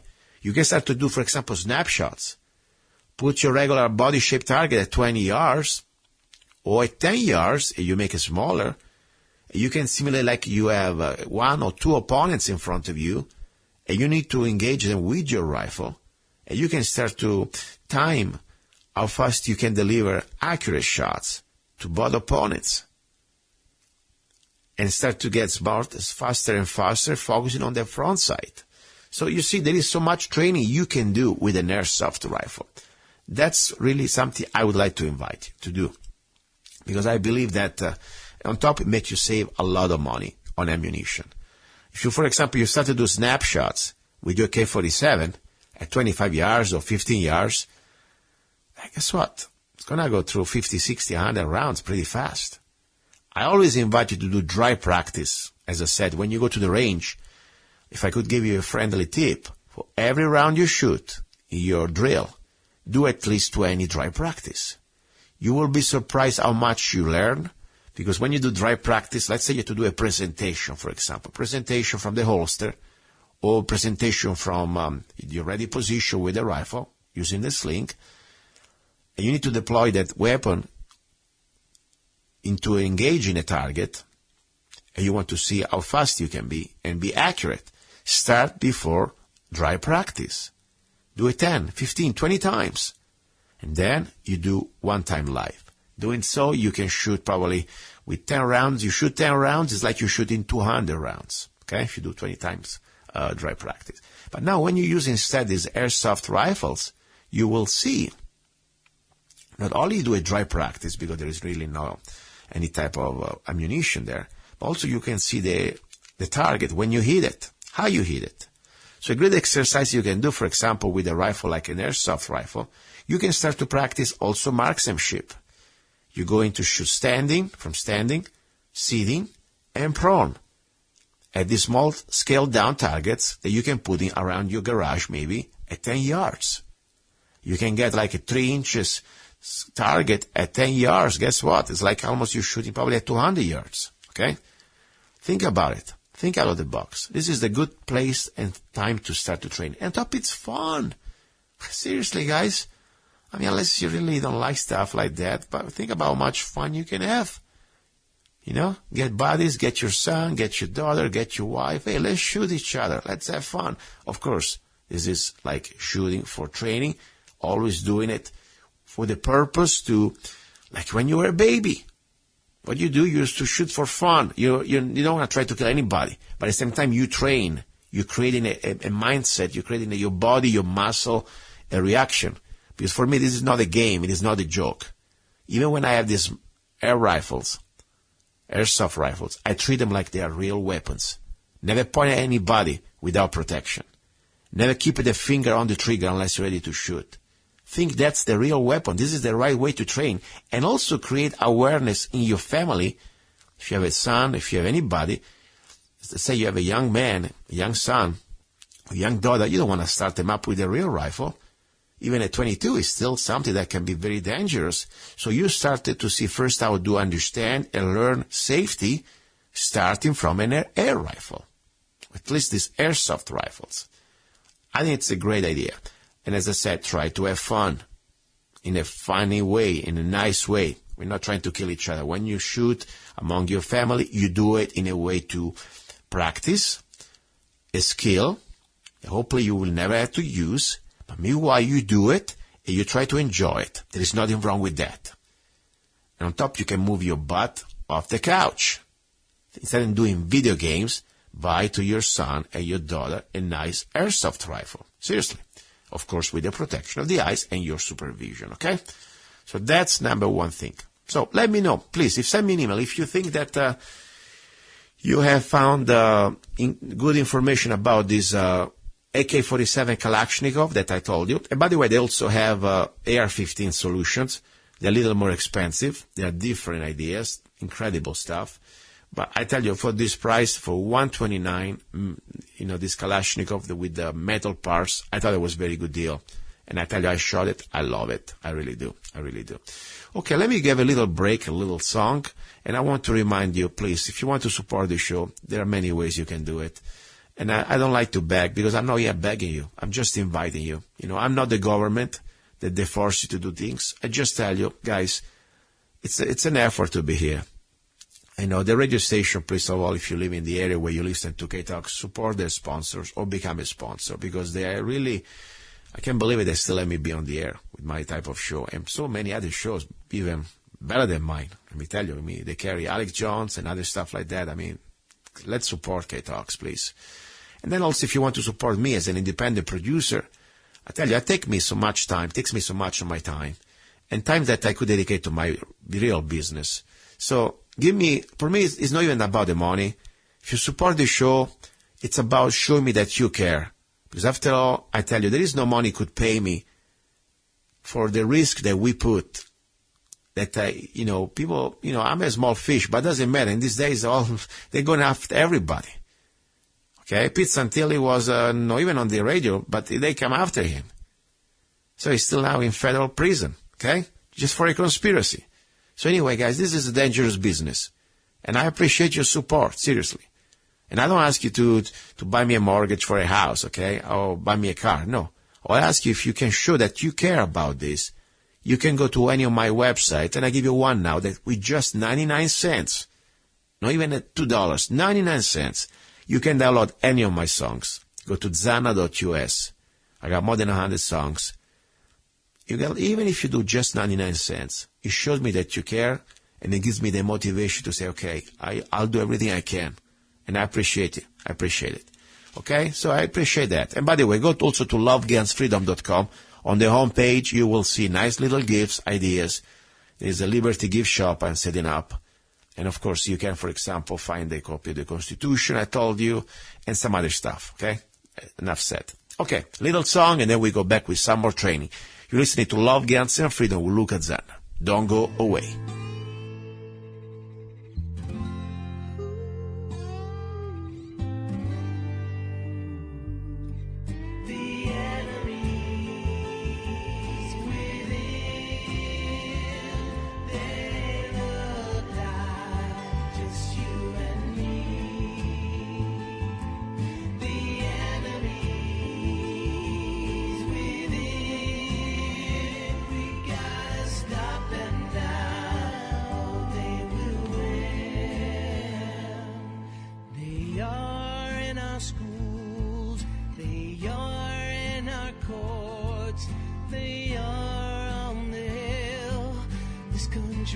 Trying to kill, they eat off this plate, but all they feel is just hate. They hide in the dark, from within they attack. The enemies within, they look like just you and me. The enemy.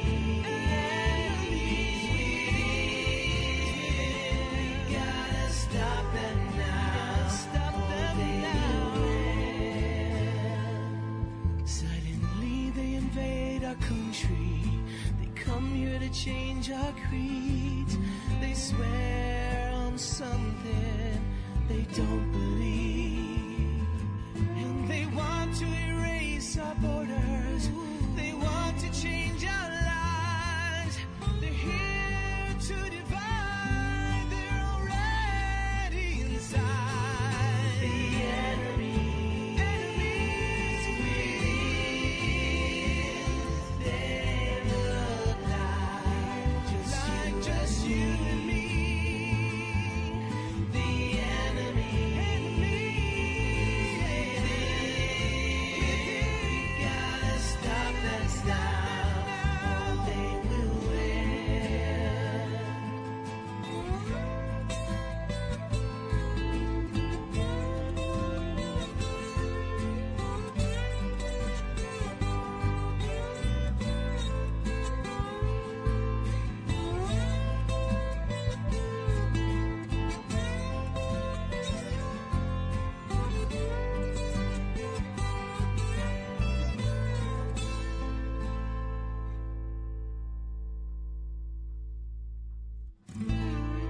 We're not afraid of you, because in God we trust. For America, we are ready to fight. For America, we are ready to die. Okay, be clear, I don't want to die, and I want my enemies to die, okay? But the point of this song is this one. The enemy is within the walls, is here. And we must understand that sometimes in the history of this country it's been proven. You need to sacrifice. And I don't want to die. I don't want anybody to die. I hope everybody can live in peace and we can all get along. But there is a point that we must understand that freedom was never granted by the masters. Every subject, every person who was in slavery had to fight for their freedom. That was it. That's the bottom line. It's up to us how much tyranny we want to continue, to improve, increase, or whatever you want to call it. Or we want to take it back. We want to take back our basic rights. And I said the most important thing you can do is start to stand up. You don't even need a rifle. Stand up as a human being. Show them that you're not afraid. It's millions of us. And of course, don't forget your rifle. Train. Now, Second part, today I really want to make a different type of show. I like this idea of thinking out of the box. Because sometimes maybe you may right now be listening to the show, you're in England. I don't know if in England or in other parts of the world like this country, like England, for example, you can even have airsoft. I think you can, by the way, yes. They still let you have that. And I know, don't get me wrong, you're not going to fight for freedom with your airsoft, or you're not going to defend your life or your family with that. But I'd rather that you at least train with an airsoft. At least you're not completely uncomfortable to hold something that resembles a rifle or a gun, okay? Because I tell you, it's what you can do when you train with even airsoft, a pistol or handgun, doesn't matter, or a rifle. You can start to coordinate, you start to learn at least the movement, you can start to learn your stances, you can start to learn basic marksmanship, because even if it's a little airsoft, you still have to apply marksmanship. You can also start, for example, to learn this eye front-side coordination, okay? So that's very important. That's why I have a lot of friends out there in Europe, even in Italy. Okay, I understand you cannot have right now a rifle, but start at least to train with what you can, even an airsoft, because you never know. Maybe one day you may find on the ground from the enemies, after you knock them down, you can get their rifle, okay? And I'm not saying you got to use violence, but guess what? If they come for you, don't be shy. They try to kill you. They try to put you in the camps. They try to arrest you without reason. You have the right to resist. That's your right as a human being. Okay? That's the bottom line. So, now, next thing, always from Airsoft. And by the way, it's not my sponsor. I wish it was my sponsor. I need to contact them. That would be a really good sponsor. But I tell you, they got great products, great prices, and free shipping. So this is another rifle that is different from the Airsoft. This is instead, let's say, air rifle. It shoots like 177 metal pellets, okay? It's a Crossman. Exactly, it is the M as Mary, T as table, R77 MP. It looks like, and it feels like, an M16. Or AR-15, depends. This is a air rifle, gas piston. It's a break barrel. It's semi-automatic, single shot, excuse me. And they used to come with a front and rear sight. Now they give you like an optic. It's a little scope. But you can buy, I invite you to buy, for cheap, on Amazon, a front and rear sight like A2 style, like an AR-15 or M16 A2, okay? They're easy to install. They come with a little tied-up bolt. Why? Because I really believe in this way, with this little air rifle, you can train like you're shooting, especially if you use it like the targets that we were talking last Sunday from Appleseed, scaling down 25 yards, 4 minutes of angle. You can create these small little targets, and you can start to train at 1 square inch at 25 yards, and you can try to obtain that important cornerstone to become a rifleman, to keep your group in 4 minutes of angle, within 4 minutes of angle. So that's very important. So that's a great solution. And by the way, this rifle that I told you, the Crossman MTR 77 MP, it is just $129.99 and free shipping. And I tell you, you put a sling. I invite you to put a sling. It shoots great. I started to train with that in my, I have different places. That one of the places that I live, I got my little, enough space, few acres, but still, legal is not enough to shoot in this place firearms, because you need to follow the law. You don't want to be shooting too close to other homes. So I shoot a rifle in this place. When I have my other places where I can shoot, I have places that I can shoot in the middle of nowhere, my other residences, that's what I do. So that's the bottom line. No excuse. With this air rifle, you technically can shoot almost everywhere. Just always be sure that you respect the basic safety laws, okay? I mean, Okay, don't shoot if you have a neighbor behind. I mean, put a wall. Be sure that there is a miss, you're not going to hit somebody, because these are still air pellets that they go max velocity over, or at least almost at 1,200 feet per second with the right pellets. But you can for sure hit over 1,000 feet per second. So they are lethal. I mean, you get this one in one eye, you may even die, okay? So I think it's incredible. I really invite you to buy at least one of that.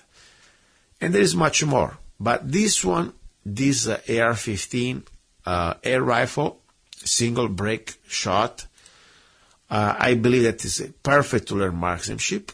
The other little AK-47 solution I told you, I think it's incredible for practicing the sort of dexterity in close combat situation. Okay?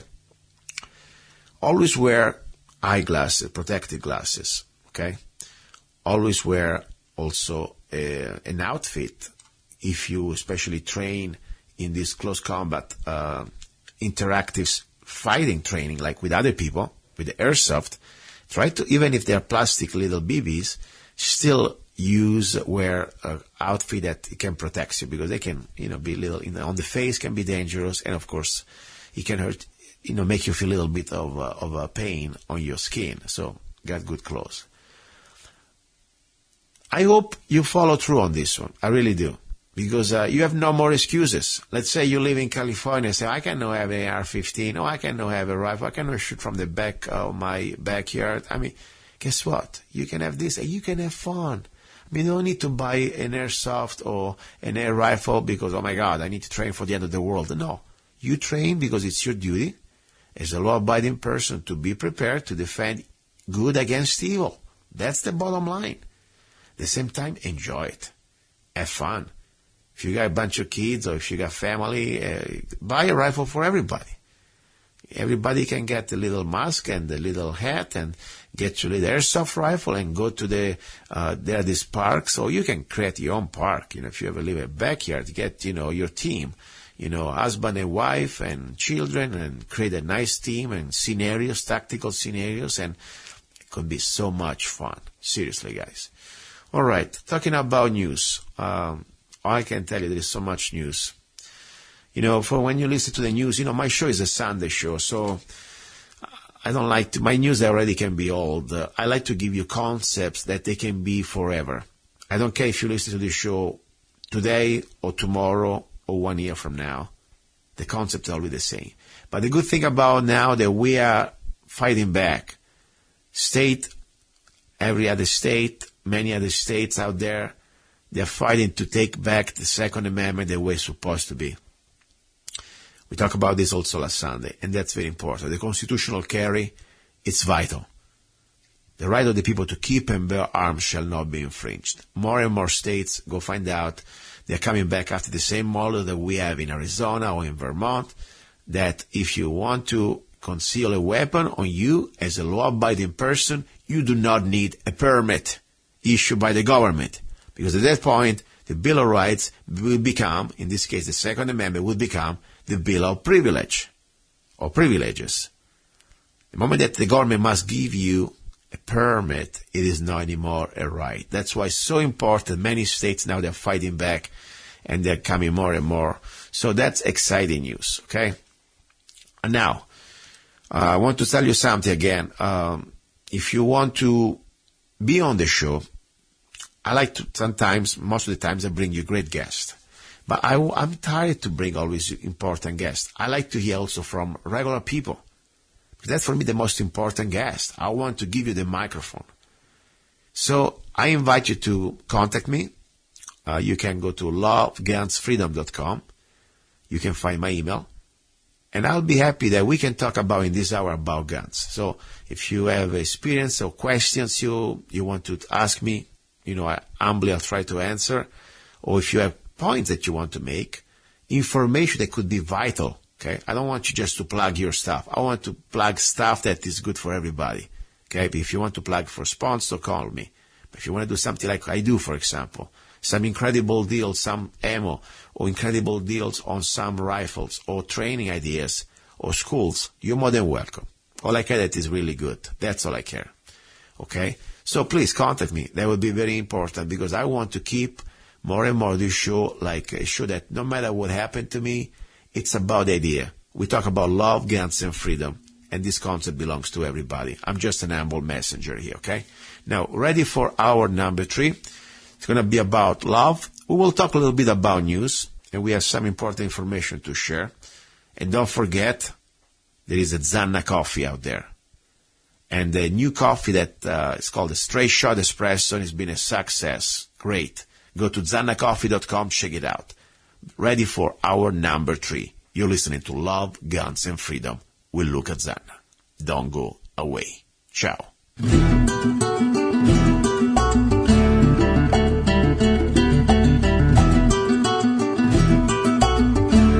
It's a state of mind. It's a state of mind. It's a state of mind.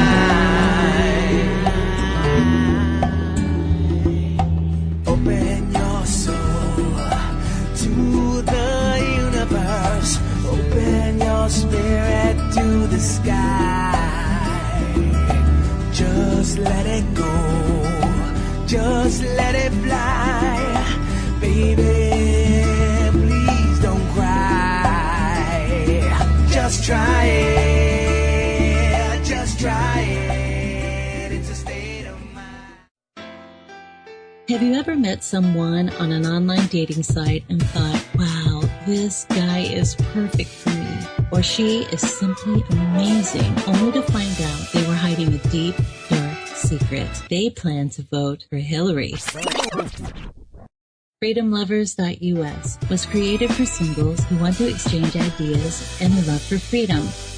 People who are looking for solutions to create and defend freedom in the real world, and at the same time, getting that once-in-a-lifetime chance to find their true soulmate. Whether you are interested in meeting your soulmate, making new friends, networking, or hanging out with that like-minded liberty lover, visit FreedomLovers.us. It's the first free dating site and community. So patriots, don't waste your time with other dating sites. FreedomLovers.us is the place where like-minded singles really click. Here we go, guys. This is the final hour. You're listening to Love, Guns, and Freedom with Luca Zanna on KTOX 1340 AM. This is the hour about love, but I tell you, there's so much information, vital information that I want to share with you, that it's all about love, love for freedom, love for our communities, love for our country, love for this republic. These coming elections, I think it's going to be probably the most important elections in our history. America is already almost radically changed in a way that almost hard to believe. I mean, I came here not even 18 years ago. I wasn't born here, as you know, and I see a new America that I do not recognize. It scares the hell out of me. It scares not just for me, for us, we are here, but for who is coming after us. I really believe it's up to us now. It's happening under our watch. So it's up to us to stop this trend of evil, of complete control, complete tyranny, and restore the republic. How do we do that? I really believe it all comes back to county government, local government, and especially in America that we have still the position, the constitutional position of the constitutional sheriff, elected sheriff, the constitutional sheriff. This is exactly where all we can start together to build this country back the way it's supposed to be, the way it used to be. Today I want to share with you something normally I don't do. I went a couple of days ago, Friday night, at the Dam Bar in Kingman, Arizona, to a very important event. It was this public event, a public dinner, with a special guest, former Graham County Sheriff Richard Mack, who came all the way from Phoenix, all the way to Kingman, to support and endorse a candidate that I had here on my show just a few weeks ago, who is running for county sheriff in Mohave County. As I said, I don't tell you what to vote for. What to vote for. It's not my business. All I want to give you the information. I want you to use your brain and understand that we need a constitutional sheriff. That's it. And then you go find out who is the right person for your job, for this job. because the next few years that we will face in America, it's going to be the most crucial times of our history. And I pray for peace, and I pray for avoiding violence. And the only way I really think we can do it, where we have a constitutional sheriff, always supported by an educated, informed, and prepared population with the people. But he must lead us. He must be the person that has the constitutional authority to stop evil at our county borders.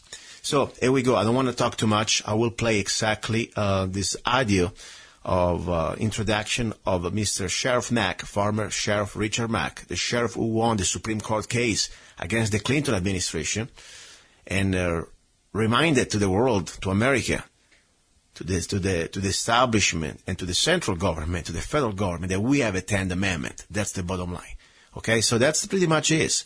And Mr. Sheriff Mack is endorsing officially candidate Cori Merryman. And at that point, I invite you, do your own research. That's all I say. You must do your own research. No, I'm not going to tell you what to do. I'm not going to tell you what to say, because I know you're a smart person. I'm just a regular guy. My job is to give you information. And I keep, of course, my personal private decision as a person too I have. But at this point, I'll share this as an important information. Sheriff Richard Mack endorsed Cori Merryman for Mohave County Sheriff. Here we go. Here it is. I'm really happy to be here, and I really am proud to endorse Cori. We've spent quite a bit of time together, and I don't do this lightly. Okay, and I always worry about, who's going to get mad at me if I do this endorsement? Well, I'm done worrying about that.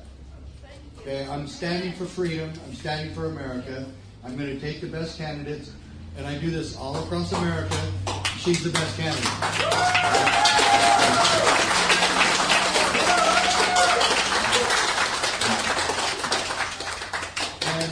And it's not because she has business sense. It's not because she's a woman. It's because she'll be a constitutional sheriff, and she has the courage and guts to stand against Goliath.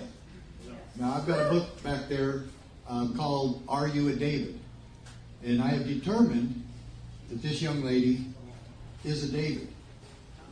She has the courage to stand against Goliath, and not only that, she knows who Goliath is. And that's what the book actually says. And it describes for you, defines Goliath today. And we must have true Davids who will stand just as the shepherd boy did. And you don't have to have the same ending. You don't have to kill Goliath. You just have to make him irrelevant. And that's what we'll do. Okay? So, I have, and I'll start this off with an article that I have, and I don't even know this periodical or if it's just on the internet. Somebody sent this to me. I copied it off. I never investigated the source, but it's High Country News. Okay, get this? High Country News. So I was wondering, now get this, I was wondering if it was from Colorado.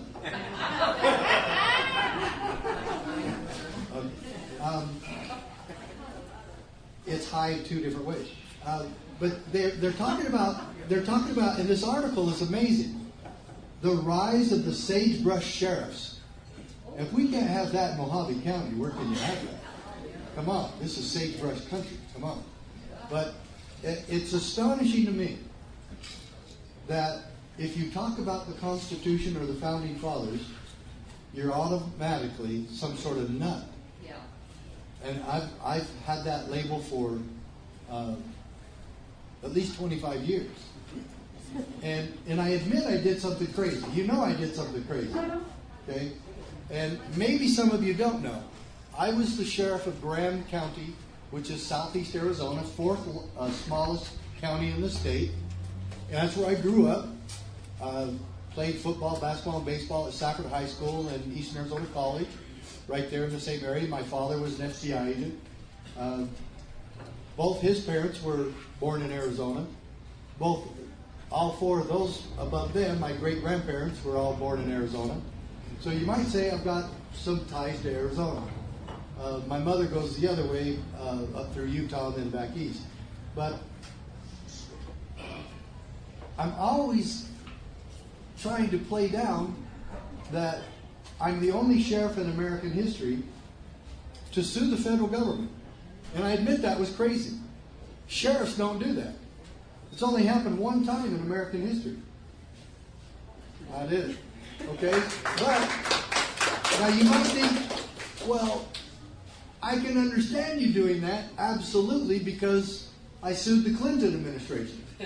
You would have thought somebody would be suing them every day for one thing or another. And not just Monica Lewinsky. You know? It's just, it was, and so people kept saying, that's not your job. We just want a sheriff. You know, you're supposed to help old ladies in the crosswalk. You're supposed to stop the drug problem. You're supposed to investigate crime, and you're supposed to be a figurehead for keeping the peace in our community. It's not your job to fight the federal government. And I reminded them all, and I'll remind you the same, and it's another reason why I'm supporting Cori. Because no matter how many people in my community or across this country say, that's not your job, I remind them of one simple thing. Before I could assume my position as Graham County Sheriff, after I won the election, I had to raise my right arm and swear an oath in God's name that I would faithfully uphold, protect, and preserve the United States Constitution and the Constitution of Arizona. And I told everybody there when I did it, and I've told everybody since, I intended to keep my word, whether you like it or not. And it's amazing to me how many people in this country swear an oath of allegiance to the Constitution as required by Article 6 of the Constitution. And they become liars the next day. I refuse to go along with that political correctness. Cori refuses to go along with that political correctness. She will keep her word. That is why I'm here tonight. She's a David who will keep her word. And I am privileged and honored to support her. And what I've also guaranteed her is that I will be here to help her in anything that she needs afterwards. And I own and work for an organization called the CSPOA. And it's right behind, I think, Rick, the big tall cowboy. Right behind him are all my books. And there's also a sign-up form for each of you to become a member. And I asked Cori specifically, do I have your permission to get memberships while I'm here? And she said, absolutely. And you know why? Because this goes hand in hand. She's a member of the CSPOA. We're trying to get more sheriffs. What we do full-time is we train sheriffs and law enforcement to be part of this. And the very last part, he's talking about, and I'll read the first name here, San Juan County Sheriff Rick Eldridge. And they're talking about some things, how they stood against the BLM. And maybe some of you ranchers are starting to pay attention to that now. Yeah. And then finally, at the very last sentence, they said, well, Sheriff, do you consider yourself a constitutional sheriff? And this is his response. I do. I thought every sheriff was supposed to be a constitutional sheriff. Yeah. And then he added 3 words. That's our job. And he gets it. Because when you promise in God's name that you're going to be a guard of the Constitution and you swear an oath, no matter what your opinions are, you have to keep that oath. Do you want a sheriff who will keep his oath? Do you want a sheriff, or do you want a sheriff that will allow the federal government, Goliath, by the way, the true Goliath of the day, that all the federal bureaucrats from Washington, D.C. can come into Mohave County and do whatever they want? Now you tell the rest of the people in this community, which sheriff do you want? Because there's only one that will stand up to them. Cori Merryman, baby. That's right. the one. That's who I think I was thinking.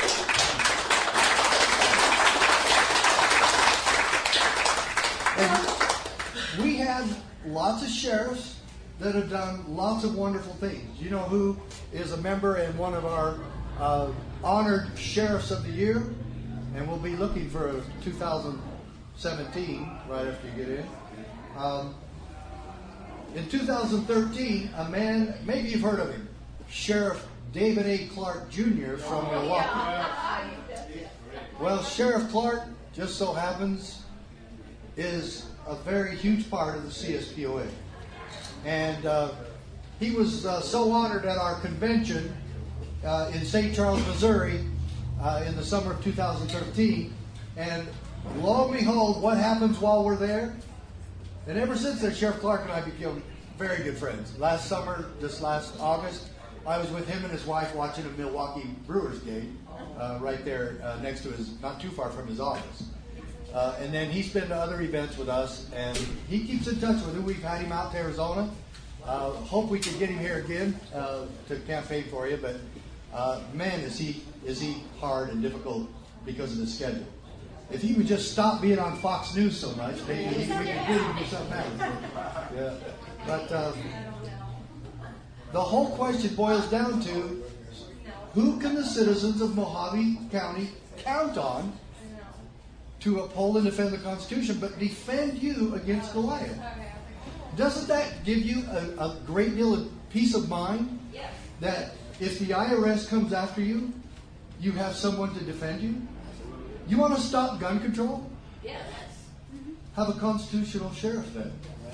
Someone who is enforcing that knows that the Constitution is the supreme law of the land. And then, you know, the Founding Fathers, they had the inspiration of God Almighty. They developed this most powerful Constitution. And then 2 years later, some of the radical founders like John Hancock and Samuel Adams and Patrick Henry said, James, as Madison, we didn't go far enough. We need a Bill of Rights. He says, in fact, they said specifically, we need a Declaration of Rights. Do you know what their intent was? Do you know what that means? That means we didn't put in front of all kings, all leaders, all presidents, it doesn't matter if it's Obama, Clinton, Bush, whoever, it doesn't matter. So they will know there is a list of what I call the untouchables. You cannot touch these. They're not available for legislative prerogative. They're not even for you to consider. They're here for one thing, that to secure these rights, you are instituted among men. Government is instituted among men. That is a very religious statement. Defending the God-given rights that we were blessed with when we were born here. And so, you know, when the founders met after that, James Madison actually was mad at first. He says, all that work, and you guys don't think we did enough? And he realized that they were right. So they called everybody back. They developed the Bill of Rights. And you know, how many would we, if we were right now going to form the Bill of Rights? Right now, not back then, right now. How many would we come up with that government could never touch? Land and guns would probably be on the first two, right, would they? But they're already there, actually. And the founders back then, right after all the abuses of King George III and the Revolutionary War and all the cruel and unusual punishment, they came up with 189. Yeah, I know. But there was a lot of overlap and duplication a little bit, and they dwindled them down to 12. And then the states, the real power, along with the people, ratified 10. And of course, we know there's more than 10 principles in the 10 First Amendments or the Bill of Rights, don't we? Because there's 5 in the first one. There's 5. And it's real easy to remember the first 5, isn't it? Should be. Freedom of religion, freedom of press, freedom of speech, right to peaceably assemble, and the right to file grievances against government. Government doesn't think you can file grievances. when she's in there, that'll be a lot easier to do.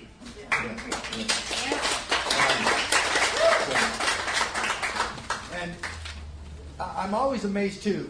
I'll tell you what. Historically speaking, there was probably no greater leader and motivator than George Washington.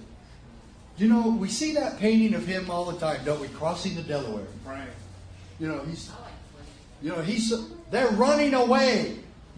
They're running back to Valley Forge because the redcoats are right on their tails.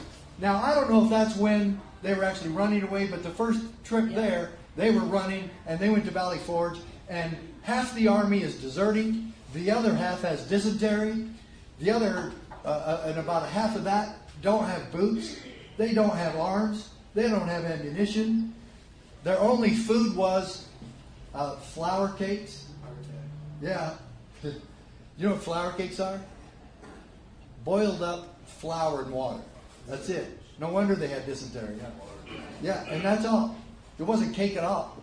And so Washington gets them in there, and he's finally letting them rest. And some of the wives, including Washington's wife, are sewing clothes and trying to help provide some relief for these poor guys.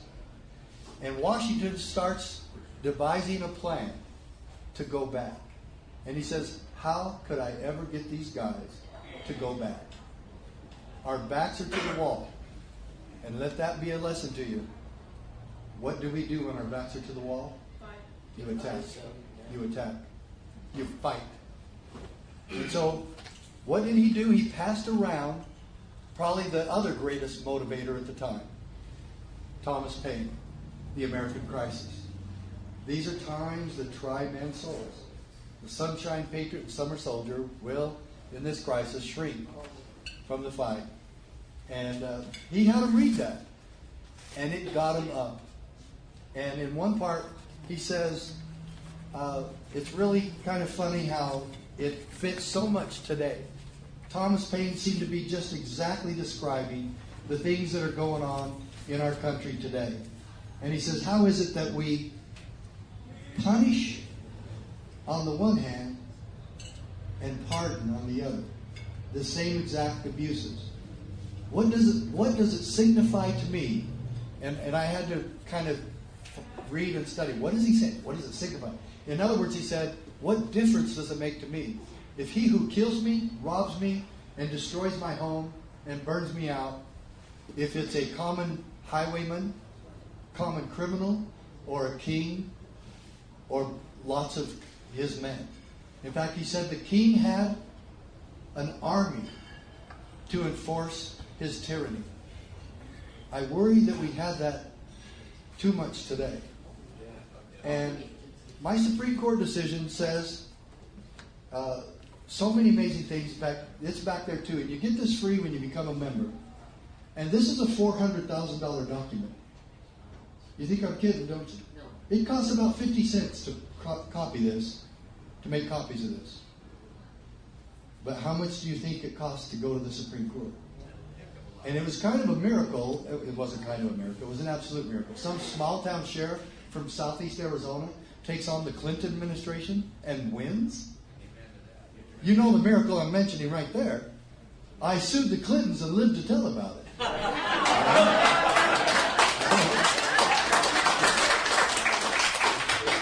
You know, I was lucky. I didn't get Vince fostered.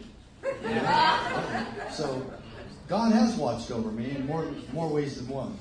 But in this tremendous little 16-page book that I put together of the case, it actually gives Scalia, God bless his, rest his soul, and God bless him. Scalia wrote the decision. I saw the Supreme Court, 1996, December 1996. I was standing there, right, just about that far from you to me was James Brady, for whom the Brady Bill was named. He was very gracious. I talked to him. He shook my hand, said he really admired me for what I was doing. His wife wasn't so gracious. I'll just leave it at that. I won't call her anything else. Just leave it at that. And so I was there. And I thought, we're going to lose this, because the first half of the presentation was the federal government lawyer. I go, well, we're done. We're done. And, no, I got that backwards, sorry. My lawyers were first. I thought, the way they were drilling them, I thought, oh, we're done. They may have burned my lawyers a little bit, but when the lawyer got up there for the federal government, they burned him to a raw crisp, man. And I really left there. When the reporters were outside, they asked me how I felt, and I said, we're going to win this. There's no question. The judges on the Supreme Court exposed their real views. Of course, Clarence Thomas never said a word, just like his MO is. He never said a word. But Scalia really drilled these guys. And Scalia had a wonderful sense of humor, too. And he didn't mind showing it during the hearing. And then the decision came out 6 months later, June 27, 1997. And the Supreme Court ruled in favor of the two of us sheriffs that ended up at the Supreme Court. There were 7 that joined the lawsuit nationwide. One from Arizona, one from Texas, Mississippi, Louisiana, Vermont, Wyoming, and Montana. The one from Montana and I got to the Supreme Court together, and it's Prince. And you actually see his name on the case more often than mine. And I don't know why some clerk did that. I guess he didn't look to see who filed first. That was me. But I don't know. I guess he just didn't want to call it the Mack Prince case, so he's meeny, miny, mony, picked Prince for some reason. I guess that sounds better than Mac, like a hamburger or a truck, So I don't know why that happened, but so if you look up the case on the internet, you'll see Prince's name, probably more than mine. But be that as it may, Justice Scalia said so many amazing things in here, and he did something so unlike the Supreme Court. Because what does the Supreme Court do?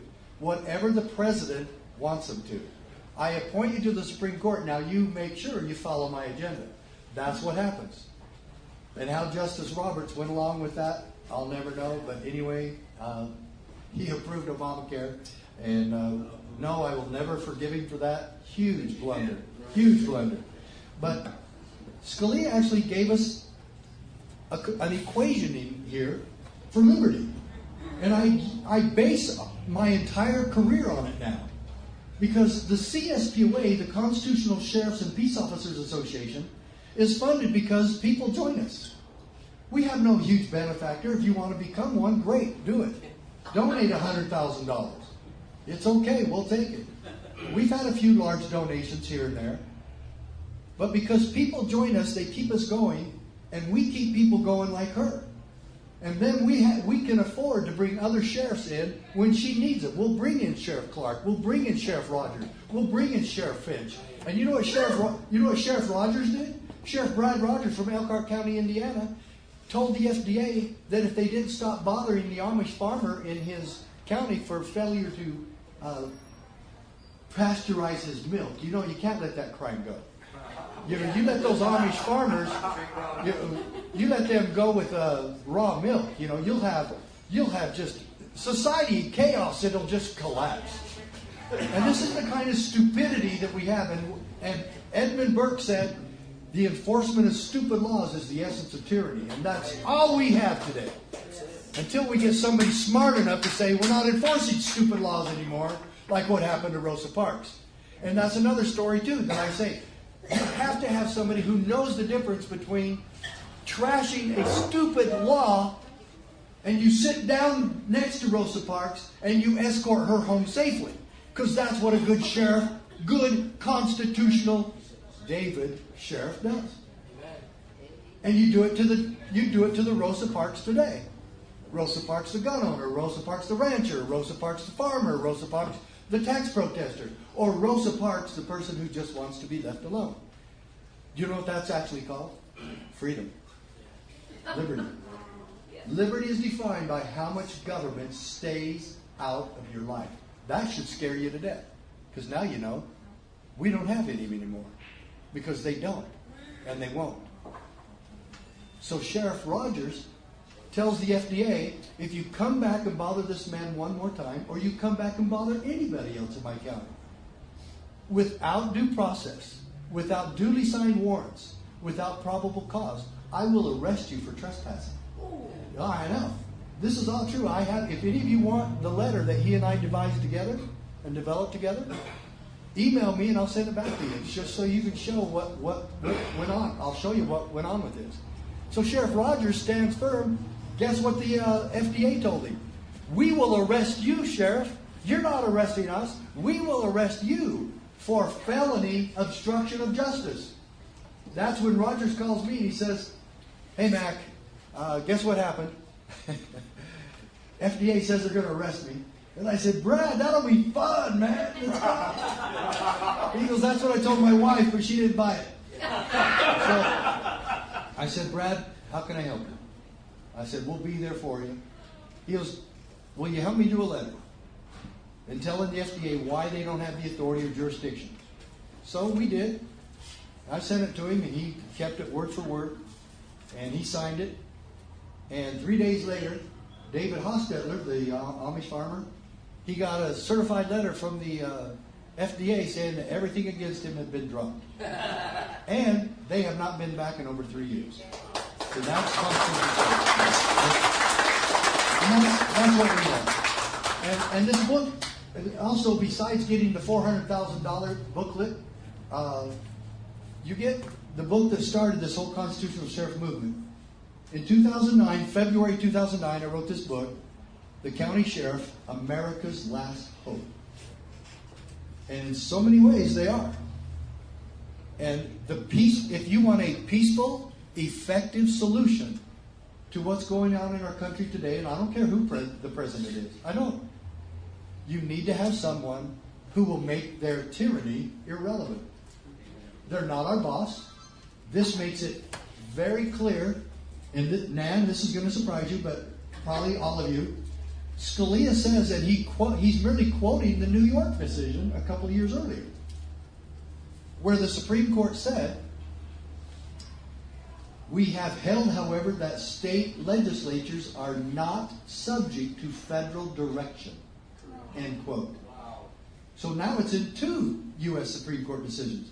Do you know that your state legislature is not subject to federal direction? And if that's true, then they are not our boss. And they're not. And even if this decision didn't say it, they're still not our boss. And you know why? Because it's called the 10th Amendment. And do you know who's supposed to enforce the 10th Amendment? We are. Sheriffs are. Your governor is. Your state reps are. Your county attorneys are. Your city councils are. Your school boards are, when they're not being bribed and bought off by the Department of Education. Of course. And we don't want our sheriff's office taking federal funds. Sorry. You know why you don't take federal funds? Then you don't have to do what they say again. Because all of those funds have conditions upon which they are granted. Okay? And that's also in here. And then Scalia finally says, the federal government only has discrete enumerated powers. And that is rendered express by the assertion of the 10th Amendment. Can I ask you a legal, lawful, constitutional question? Who is supposed to constitutionally and morally and lawfully enforce the 10th Amendment? Enforce states' rights? Enforce state sovereignty? Is there any way that could ever be the duty of the federal government? No. It could never be. They have nothing to do with that except to try to destroy it. And they have. And then Scalia says, a healthy balance of power between the states and the federal government will reduce the risk of tyranny and abuse from either front. When you came to this meeting tonight, did you want to know how to do that? Here's your answer.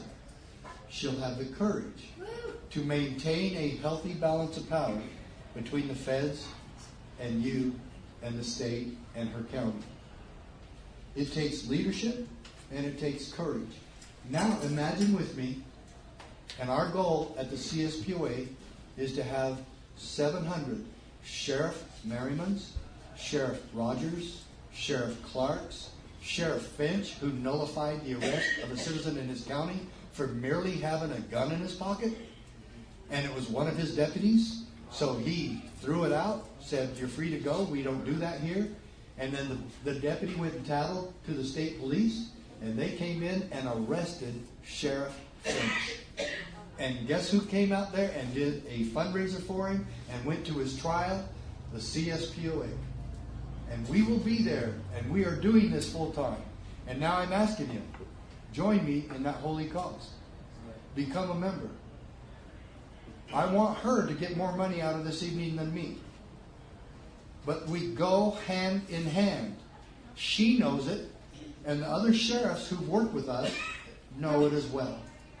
If you join, we become that much more powerful. You help fund what we do next month. And hopefully, we keep going month by month, and that we get actually 5 million members, just like the NRA has. Now, the NRA is important, and I actually like Gun Owners of America even a little better. And I've worked with them extensively, and they have supported us big time. But if you want boots on the ground, we're not a lobbyist. GOA and the NRA are lobbyists. We're not lobbyists. We're an educational organization to stand for liberty. We educate, we motivate, and we stand with others who are standing. And we put ourselves in the way. Just as Madison and Jefferson said in their Kentucky and Virginia resolutions, you interpose on behalf of the people to make sure they're not being victimized by the federal government. Jefferson and Madison knew that way back in 1789. It wasn't any different then. They knew and understood the tendency to steal power and to become tyrannical. And that's why they divided everything up. Now get this, and I'll close with this. I've got a lot more I could say, but I'll tell you what, I'm really grateful to be here. Now I'm going to wait, one other thing. Time Magazine. Now I can count on one hand how many times I bought Time Magazine. I'm sure not telling you to go buy a Time Magazine. I'm not advertising Time Magazine. This guy in the front, his name is Dick Carver. He signed it for me. There's his name right there. Dick Carver was a friend of mine. He was a county commissioner in Nye County, Nevada in the 90s. Dick Carver died about 11 years ago with a brain tumor. He and I spoke all across America talking about freedom and how we stand and do this. He loved constitutional sheriffs. Absolutely loved them.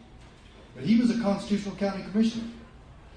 And it says, don't tread on me, with all of his family standing behind him in his county, in Nye County. Nye County is just west and over the mountain from Las Vegas. And they had a road washout during a flood. And the Forest Service wouldn't let them repair it. They just want to put it back to where it was. They're not paving, they're not hurting, they're not cutting any trees down. Oh, you know how you can't do that. And he says, we're just going to fix it. Finally, the here it's Board of Commissioners, the county commissioners voted unanimously, 3-0, to go and fix the road. Well, it just so happened, he ran a heavy equipment company. And he took his bulldozer or backhoe, can't remember which one. Probably his backhoe. And he went up there, and he's going to fix the road. Probably going to take him an hour and a half. And the Forest Service is there with 2 or 3 agents, but there's 150 people and 2 deputies there. They fixed the road. And you know the funny thing of it is, it didn't hurt anything except the pride of the Forest Service. Right. And they've gotten away. The Forest Service got in the way one time. And so Dick just got off his bulldozer, must have been his bulldozer, and he walks over to the deputies, and he ignored them. He goes, if those guys do it again, you better move them out of the way or arrest them, because I'm going to run over them. He got back up on there, started going forward, they moved, everything was over, everybody went home, everybody was happy, because they had somebody who upheld and defended the United States Constitution. I love it. If we can make the front page of Time Magazine back in 1995, when that happened, it's time to get moving now. We need to take that bulldozer all the way to Washington, D.C. and run it up 1600 Pennsylvania Avenue. And the way we philosophically do that, and let me reiterate this, there is none of this that advocates or supports in any way violence. You don't need it. If she's standing next to you, you don't need it. This is a peaceful, effective, powerful, principled, biblical stance for freedom, for each other, and for our country. And yes, it's all about God, family, and country. Amen. That's what we were founded upon.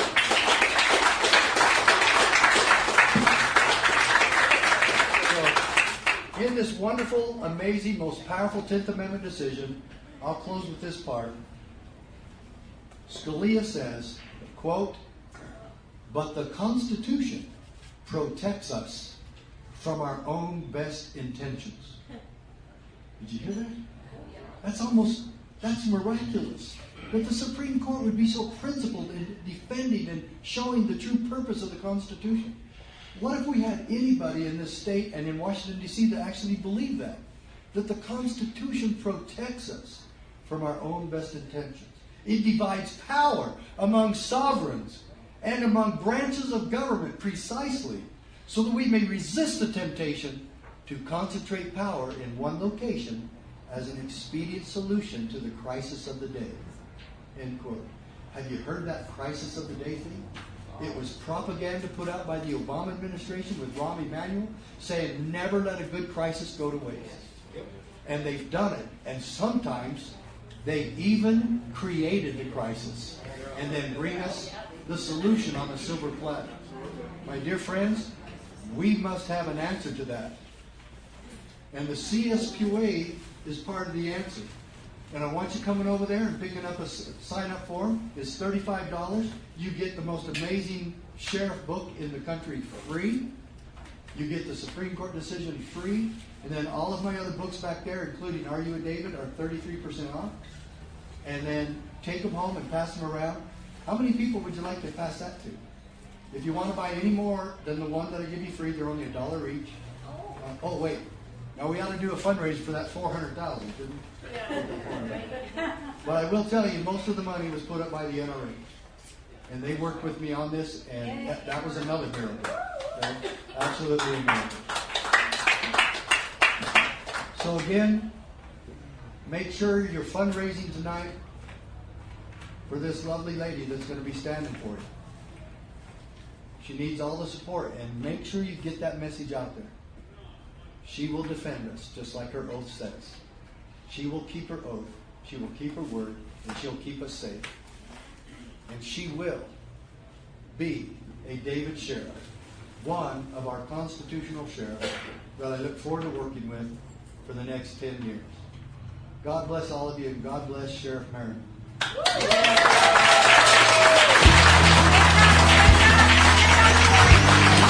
You're listening to Love, Guns and Freedom with Luca on United States.fm network.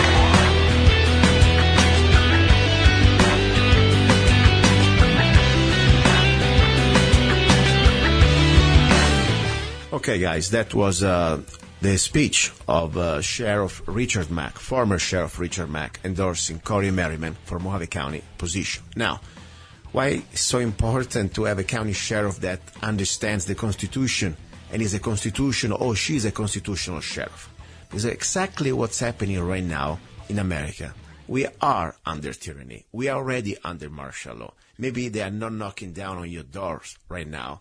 Maybe you are not there in the dungeon. Maybe you are not there without bail, in isolation 23 hours a day, facing 107 years in jail like we had before the case with that poor bastard, of Eric J. Parker and many other people like him with no previous criminal records.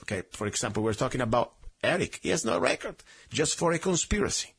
And, this is very dangerous, what's happening right now. And as I said, the sheriff position, it is one of the solutions that we must understand to stop this tyranny. Now, I would like to have with me on the air my friend Ken from Michigan, that I met, and I'm not ashamed to say it, and I'm not afraid to say it. I was there at the Bundy's event, and I was with Ken, and we were exercising our First Amendment. If that now means we are guilty of a conspiracy, let it be. Of course, I'm not going to speak for Ken, but I know where he stands, but let him say what he has to say. Ken, are you there? Oh, absolutely. I feel the same way you do.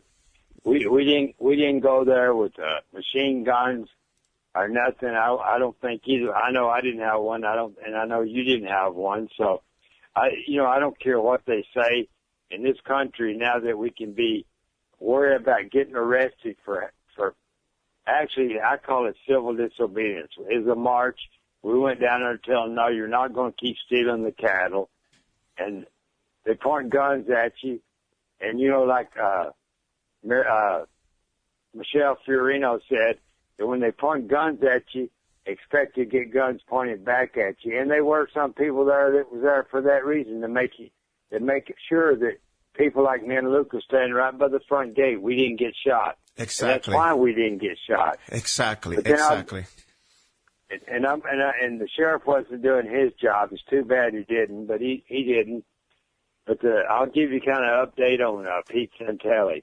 Yes. They just moved him down. They just moved him to Nevada now to face charges down there.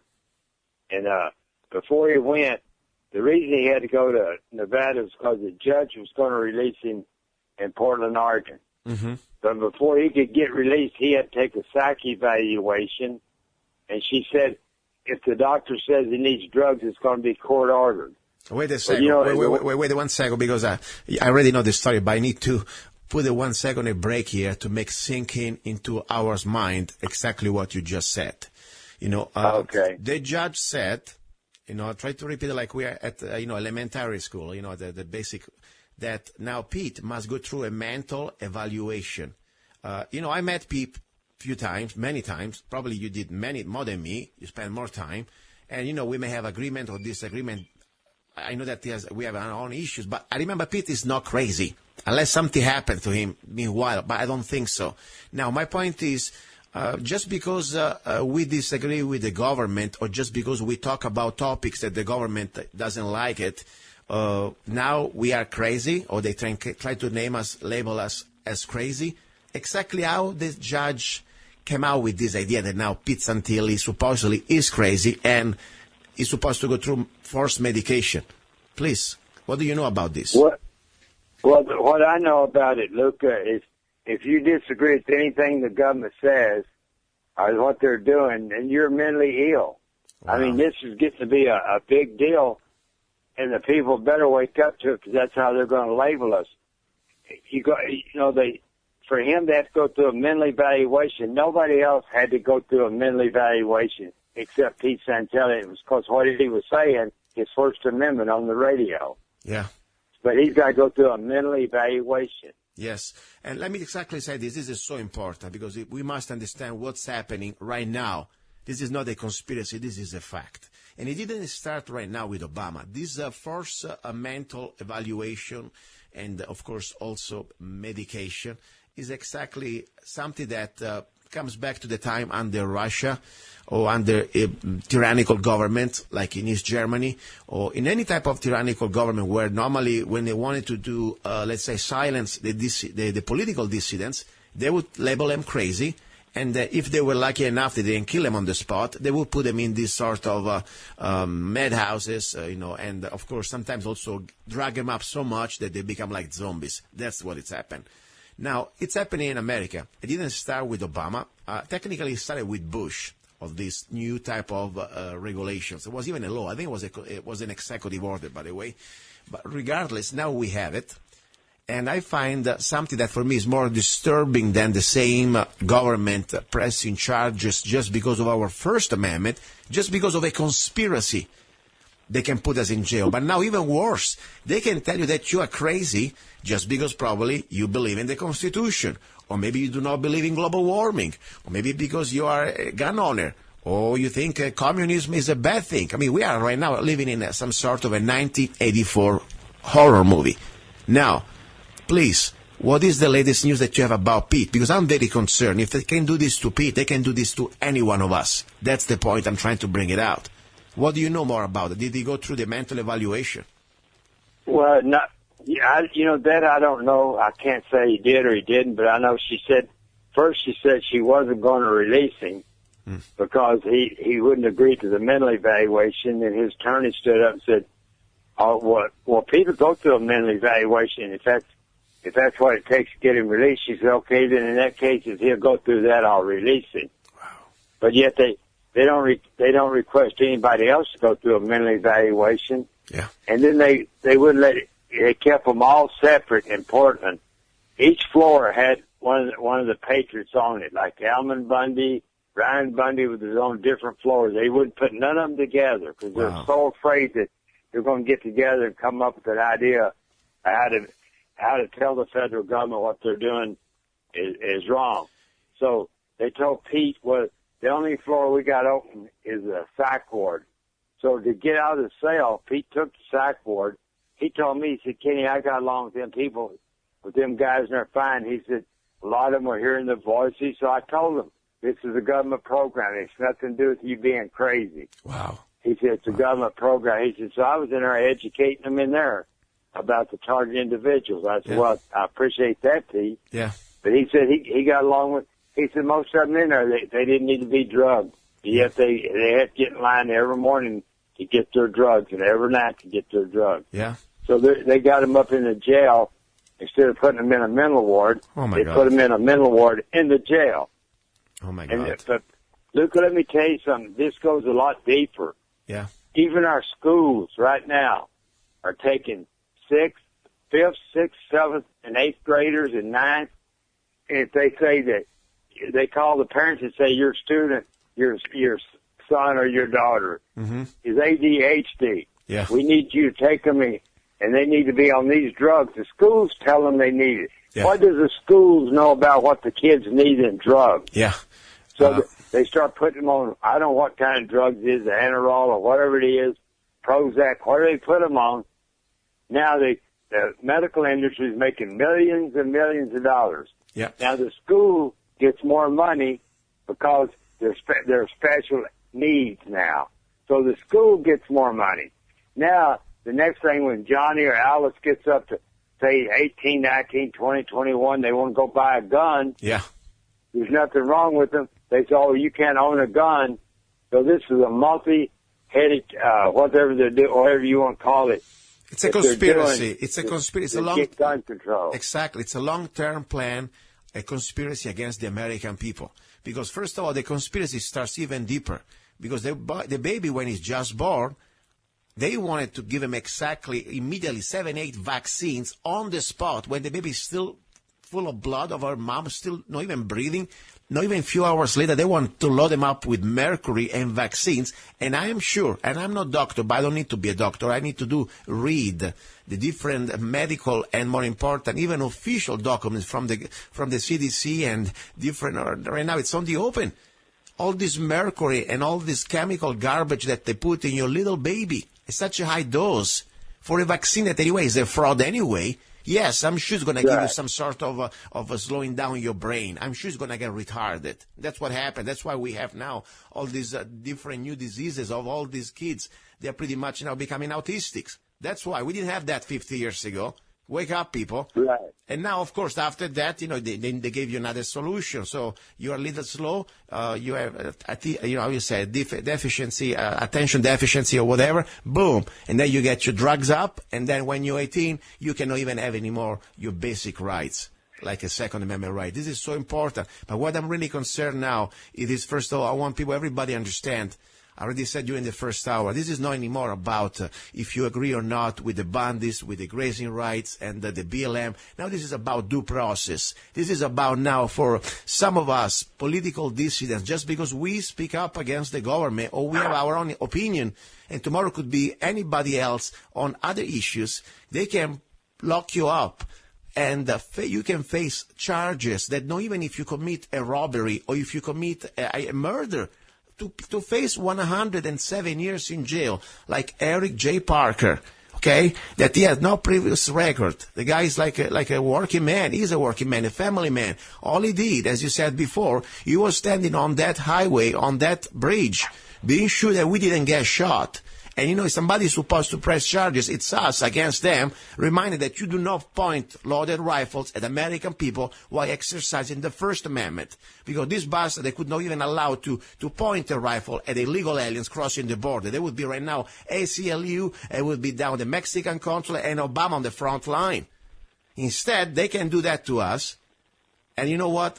Even if there is a potential alleged crime, we're talking about a little bit out of control for somebody that didn't kill anybody, didn't shoot anybody, didn't do anything, but just tried to defend us. Now he's facing 107 years in jail and is on solitary confinement.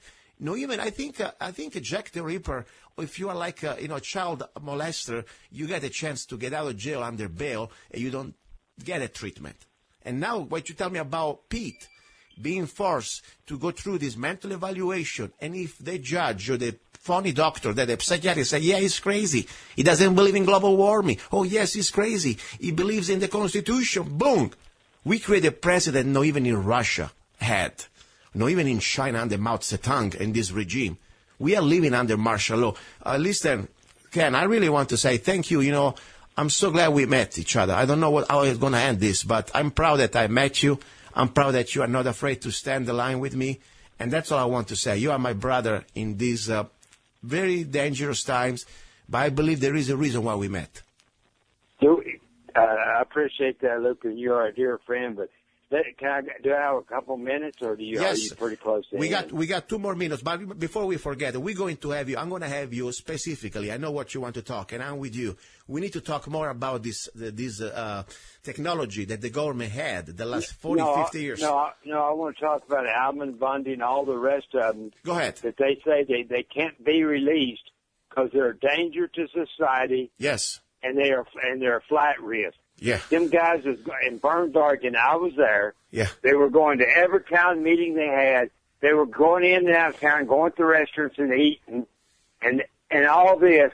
And now when they get them in jail, they're a danger to society. Them people wouldn't hurt anybody, never did threaten anybody, didn't do anything, and they're a flight risk. So they wasn't running then, and they ain't running. But yet they're going to be in jail for maybe 18 months before the trial even starts. What country are we living in, Luke? Exactly. But, I agree. I'm being sarcastic now. Yes, they are really dangerous to society. You know why? Because they're spreading the truth. Because they're talking about things that probably the average American is not aware of. When you start to talk about things, yes, you're dangerous to the establishment. That's like a bad antivirus start to break the matrix.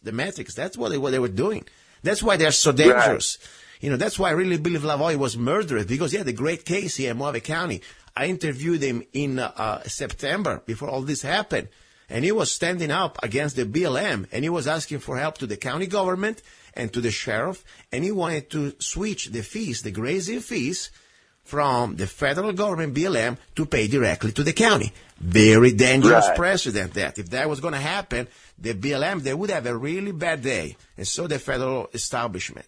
So listen, I want to tell you something. First of all, thank you to not be afraid, because I know many people now that are running scared, and that's a normal thing to do. I understand. But we're here. And then I tell you something, you said before, we didn't have guns. That's fine. But even people had guns there. This is of course, my humble opinion.